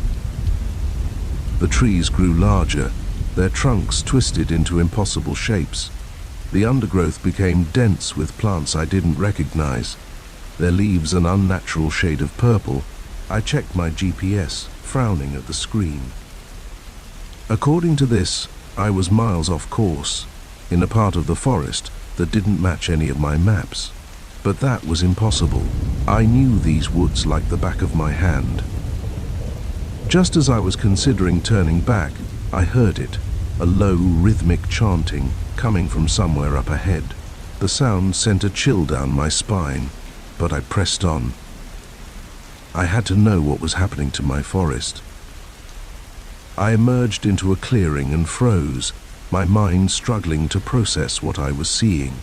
In the center stood a massive stone structure, a circle of rough-hewn monoliths, each easily 20 feet tall. They were covered in the same strange symbols I'd seen on the trees. But it was what was happening inside the circle that made my blood run cold. A group of figures dressed in long robes were moving in a slow, synchronized dance. Their chanting grew louder as I watched, the words in no language I'd ever heard. I ducked behind a tree, my heart pounding. What the hell was this? Some kind of cult. But how had they built this structure without anyone noticing? As I watched, one of the figures broke away from the group. It moved to the center of the circle, raising its arms. The chanting reached a fever pitch, and suddenly the air in the center of the circle began to ripple like heat haze, but more substantial, more real. The ripple grew, expanding outward until it formed a shimmering portal about 10 feet across, and through that portal I caught a glimpse of something. A landscape that wasn't Earth, skies that weren't our skies, creatures that defied description. I must have made a sound, a gasp, a whimper. I'm not sure, but suddenly all activity in the circle stopped. As one, the robed figures turned to look in my direction. I ran. I ran faster than I'd ever run in my life, crashing through the underbrush, branches whipping at my face. I could hear them behind me, their footsteps unnaturally fast, their chanting now a guttural growl that seemed to come from everywhere at once. I don't know how long I ran. Time seemed to lose all meaning in that twisted version of my forest. But eventually, I burst out of the trees and found myself back at my truck. I fumbled with the keys, my hands shaking so badly I could barely get them in the ignition. As I peeled out of the parking area, I chanced to look in the rearview mirror. The forest behind me was dark, the trees pressing close to the road, and just at the edge of the tree line, I saw them, a line of robed figures standing perfectly still, watching me drive away. I didn't stop driving until I reached the ranger station. My colleague's Mike took one look at my pale, sweat-soaked face and sat me down with a cup of strong coffee. I told him everything, my words tumbling out in a frantic jumble. To his credit, Mike listened without interrupting. When I finished, he was quiet for a long moment. "Sarah," he said finally, his voice gentle, "I think you need to take some time off. The stress of the job, it can get to you sometimes." "No," I cut him off. "Mike, I'm not crazy. I know what I saw." Checked my phone. I took pictures of the symbols. With shaking hands, I pulled out my phone. But when I opened the photo gallery, my heart sank. The pictures were there, but they were wrong. Blurry, distorted, showing nothing but indistinct shapes in the woods. Mike patted my shoulder. "Get some rest, Sarah. We'll talk more tomorrow." But I knew there would be no rest for me. Not now, not ever again. Because I knew the truth. Something was happening in my forest. Something beyond human understanding. And I was the only one who knew about it. In the days that followed, I tried to go back, to find the clearing, to gather evidence. But it was like the forest itself was working against me. Trails that should have been familiar led me in circles. My GPS malfunctioned, even my compass spun wildly, unable to find true north. I've spent countless hours poring over old books, researching occult symbols and interdimensional theories. I've reached out to experts in fields ranging from archaeology to quantum physics. Most dismiss me as a crackpot, a few have shown interest, but none have been able to explain what I saw. As I sit here now, writing this down, I can't help but look out my window at the forest that has been my home for so long. It looks the same as it always has, peaceful, serene, but I know the truth. I know what lurks in its depths. Sometimes, late at night, I think I can hear it, the chanting carried on the wind, a reminder that what I saw was real, that somewhere out there in the heart of my forest, a door has been opened, a door to somewhere else. And I can't help but wonder what came through that door, and more terrifyingly, what might be coming next. I know one thing for certain, I can't ignore this. I can't pretend it didn't happen. Whatever is going on in Whispering Pines, whatever cosmic horror has taken root in my forest, I have to face it. I have to find a way to close that door, because if I don't, who will? I'm just one park ranger, facing something beyond human comprehension, but I'm also the only one who knows the truth, the only one who can do something about it. So tomorrow, I'll go back into the forest. I'll keep searching, keep documenting, keep trying to understand. And maybe, just maybe, I'll find a way to protect not just my forest, but our entire world from whatever waits on the other side of that shimmering portal. Because that's my job. I'm a ranger. I protect the forest and everyone in it, even if what I'm protecting them from is beyond their wildest nightmares. The sun is setting now, casting long shadows across my yard. In a few hours, night will fall, and in the darkness, I know the chanting will begin again. But this time, I'll be ready. This time, I'll find answers. Whatever happens, whatever I discover, I know my life will never be the same. The world I knew, the reality I understood, has been forever changed. But I'm not afraid, I'm determined, because the forest is calling. And I have to answer. The beam of my flashlight cut through the murky water, revealing a twisted landscape of stalactites and narrow passages. My heart raced as I checked my air gauge. 700 psi, barely enough for 10 minutes. That's when I saw it. A flash of movement in the darkness beyond my light. Something was down here with me, something that didn't belong in this underwater cave. And as my flashlight flickered, threatening to plunge me into total darkness, I realized with growing horror that I had lost my guideline back to the surface. My name is Alex Chen, and I'm a cave diver. Or at least, I was until that fateful dive in the cenotes of Mexico's Yucatan Peninsula. I'd been exploring underwater caves for over a decade, pushing the limits of human endurance and technology to uncover the secrets hidden beneath the Earth's surface. But nothing in my experience could have prepared me for what I encountered in the depths of Sistema Sakaktan. It was supposed to be a routine dive. A chance to map out a newly discovered section of the vast underwater cave system. I'd assembled a small team, myself, my longtime diving partner Mike, and our local guide, Carlos. We'd spent days preparing, checking and double-checking our equipment, reviewing our dive plan and discussing contingencies.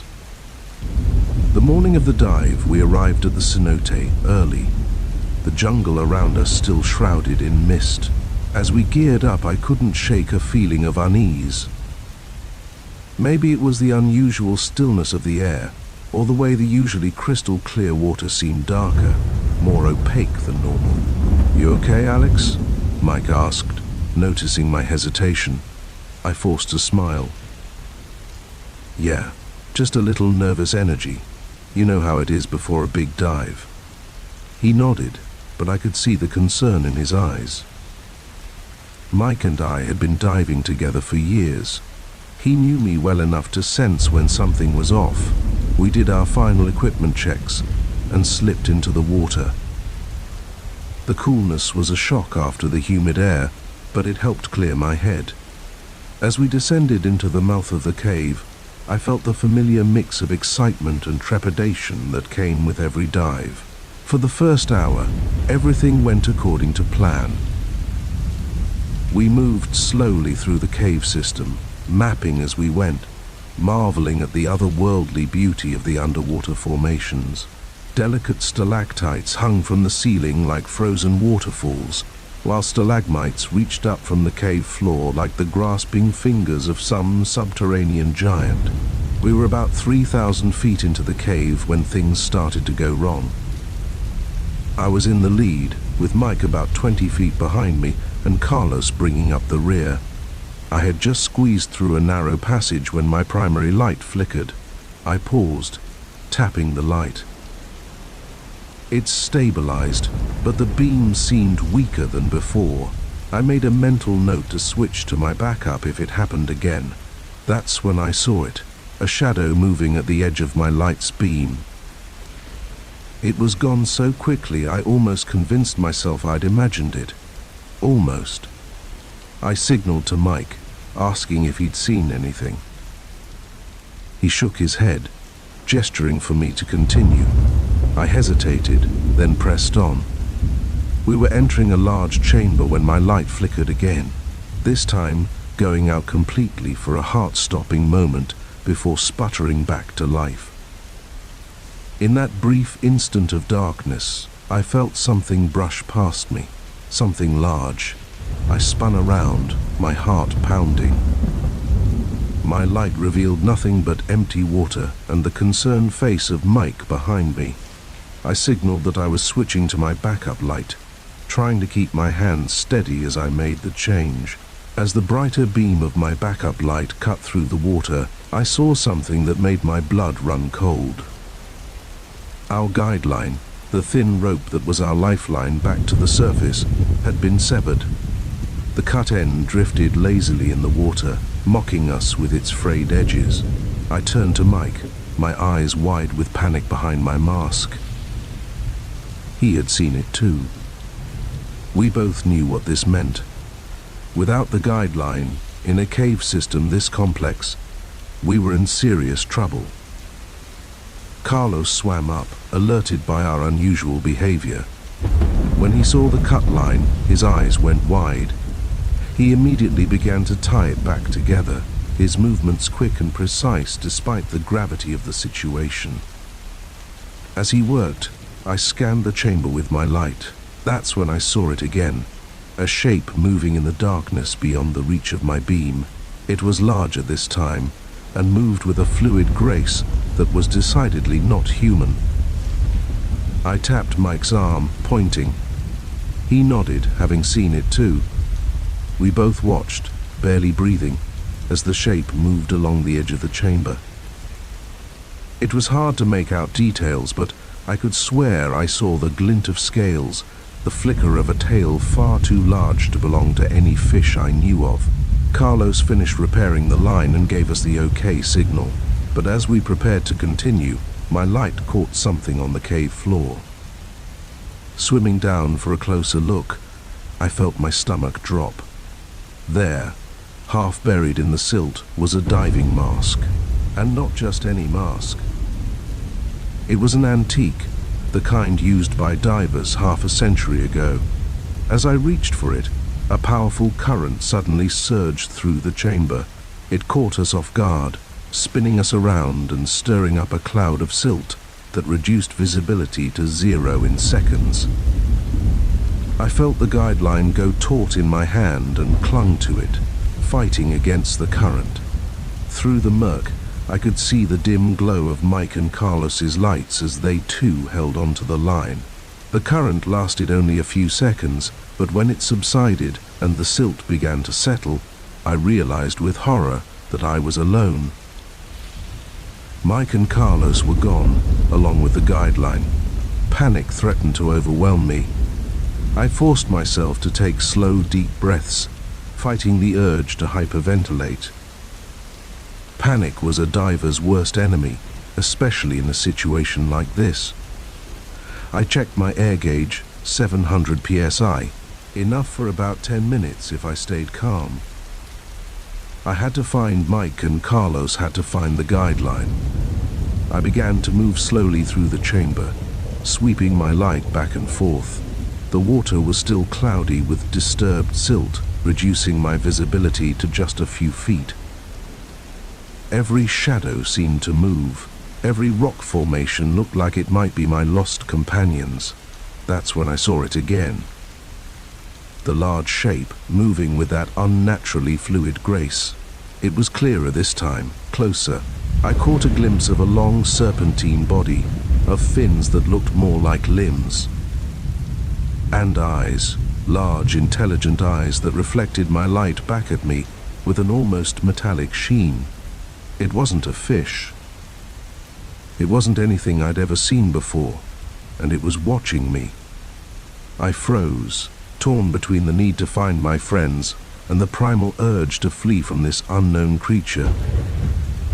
As I hovered there, my light began to flicker again. Panic surged through me. If my light went out down here in the absolute darkness of the underwater cave, I was as good as dead. I fumbled from my backup to my backup, a small chemical light stick attached to my gear. As I cracked it, casting a weak green glow around me, I saw movement again. The creature was circling me now, moving in ever-tightening spirals. My air was running low, my lights were failing. I was lost in an underwater labyrinth, and I was being stalked by something that, by all rights, shouldn't exist. In that moment, faced with the possibility of my own death, a strange calm came over me. If this was to be my end, I would meet it with open eyes.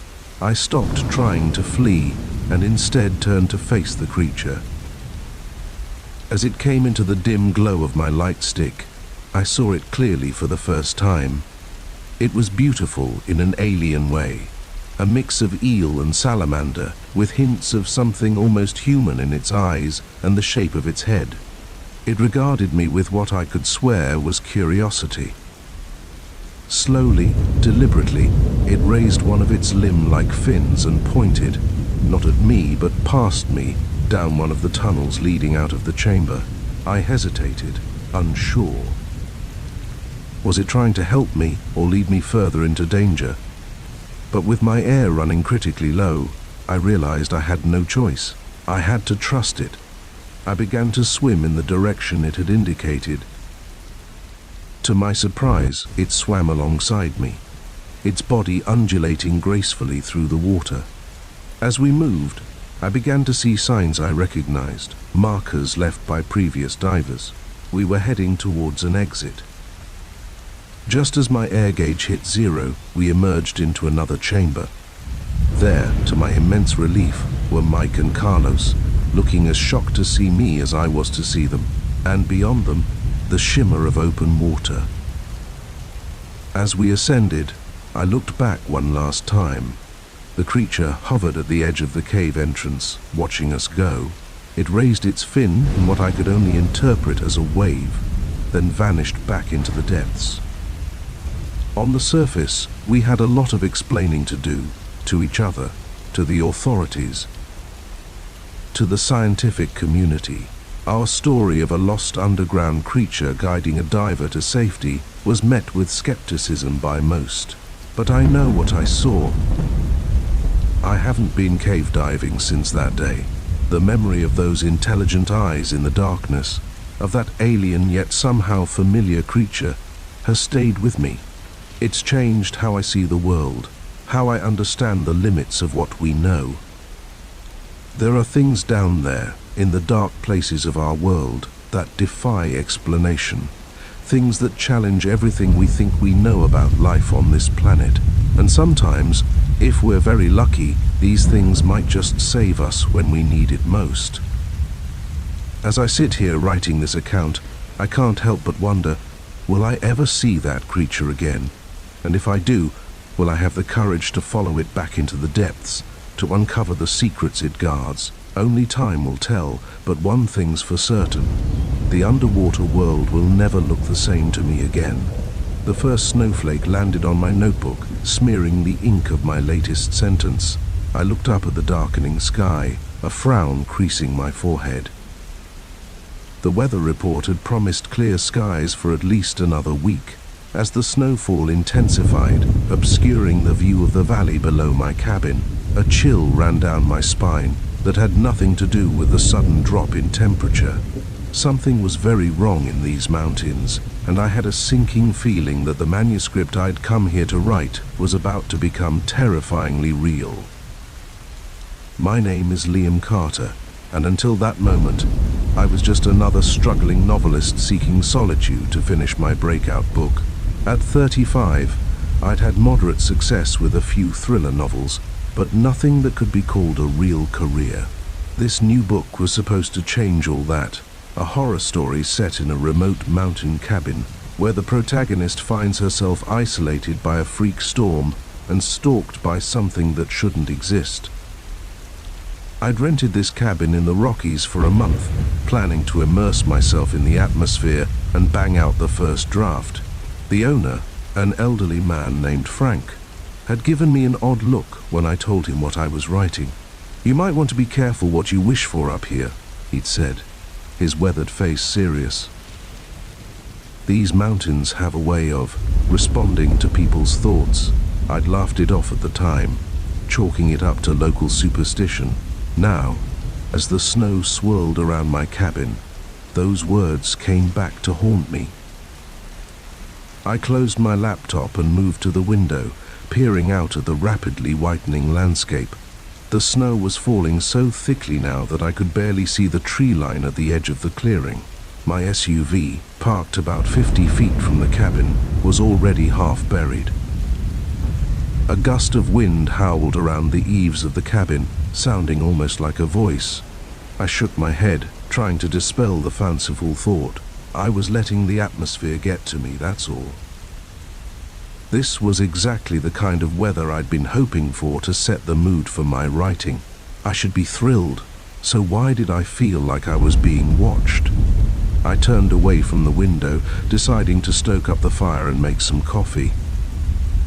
As I moved towards the fireplace, something caught my eye. There, in the fresh snow on the cabin's small porch, was a footprint, a very large, very inhuman footprint. My heart began to race. This couldn't be real. It had to be a trick of the light. Or maybe some snow had fallen from the roof in a peculiar pattern. I grabbed a flashlight and cautiously opened the front door. The icy wind hit me like a physical blow, driving snow into my face. I raised the flashlight, illuminating the porch. The footprint was still there, even clearer now. It was huge, easily twice the size of my own foot, with long, claw-like toes. And it wasn't alone.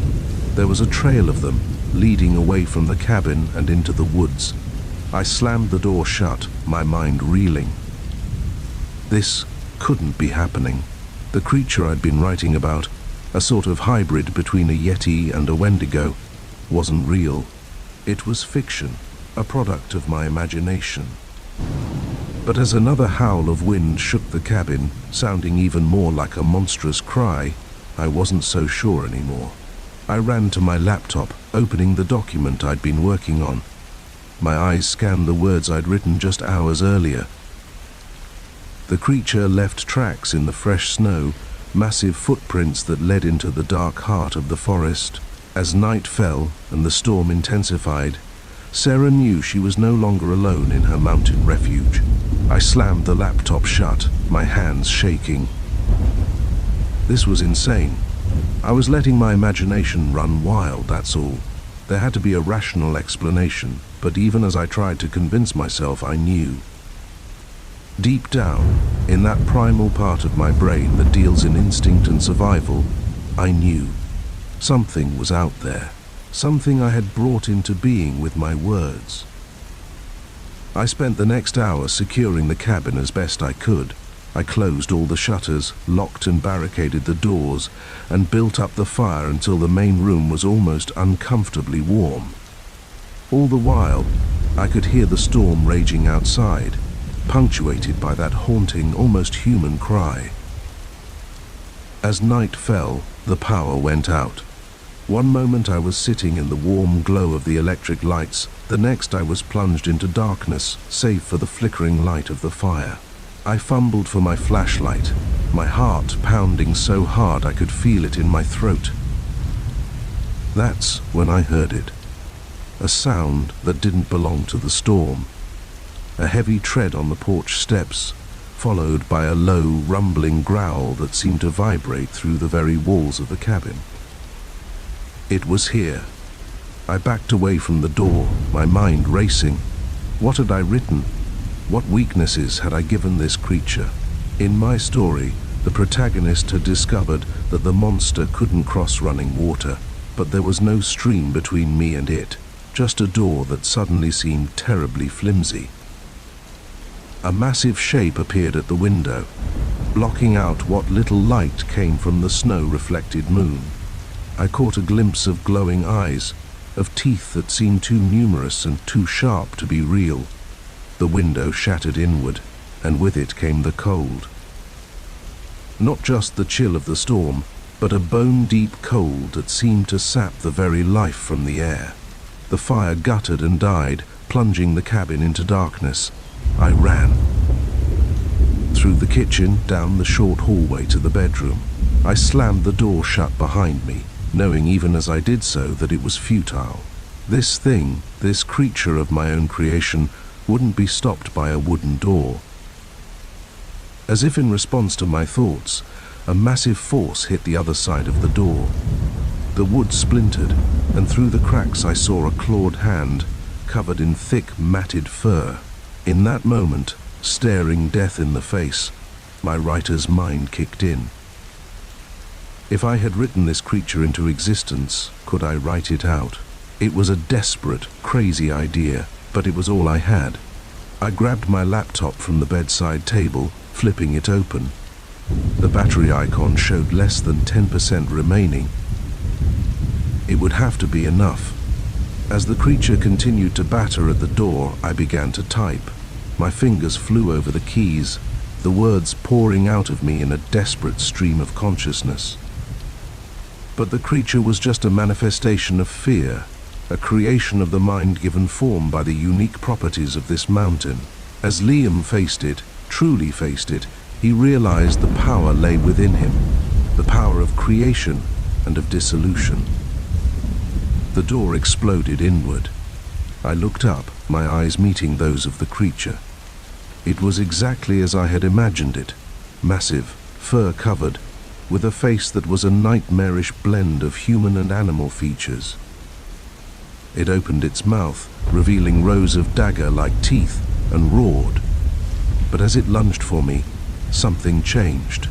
Its form seemed to waver, like a mirage in the desert heat. I kept typing, pouring every ounce of will I had into the words. The creature's form began to dissolve, breaking apart like mist in the morning sun. Its roar of triumph turned to one of confusion, then fear. In moments, it was gone, leaving behind nothing but a cold wind and the lingering scent of pine and snow. I looked up from the screen. The room was empty. The broken door hung from its hinges, letting in a swirl of snow. But of the creature there was no sign. Had it all been in my imagination, a hallucination brought on by stress and isolation? But then I saw them. Massive footprints in the snow on the bedroom floor, already beginning to melt in the relative warmth of the cabin. It had been real, all of it. And I had banished it, with nothing but words. As the adrenaline began to fade, leaving me shaky and exhausted, I couldn't help but laugh. It was hysterical, bordering on manic, but it was real laughter, because I knew with absolute certainty that I had just lived through the most incredible story of my life. The storm began to abate as dawn broke. As I stood on the porch, watching the sun rise over the snow-covered landscape, I felt a sense of awe and terror at the power of imagination, of words. The mountains around me seemed to whisper with secrets, with stories untold. I knew then that I would stay, not just for the month I had planned, but for as long as it took, because there were more stories here, more truths to be uncovered, and I was the one to write them. As I turned to go back inside, I saw Frank's truck making its way up the snow-covered road. He got out, his eyes scanning the damage to the cabin before settling on me. "Looks like you had quite a night," he said, his voice gruff but not unkind. I nodded, unable to find the words to explain what had happened. Frank looked at me for a long moment, then sighed. "Come on," he said, gesturing to his truck. "Let's get you some breakfast. And then, if you're ready, I've got some stories to tell you. Stories about these mountains and the power they hold." As I followed him to the truck, my laptop clutched to my chest. I knew that my life had changed forever. The line between fiction and reality had blurred, and I was standing right on the edge. It was terrifying, yes, but also exhilarating. Because now I knew the truth. Stories had power, words had power, and I was just beginning to understand how to use them. The air inside was cool and damp, with an odd, musky scent.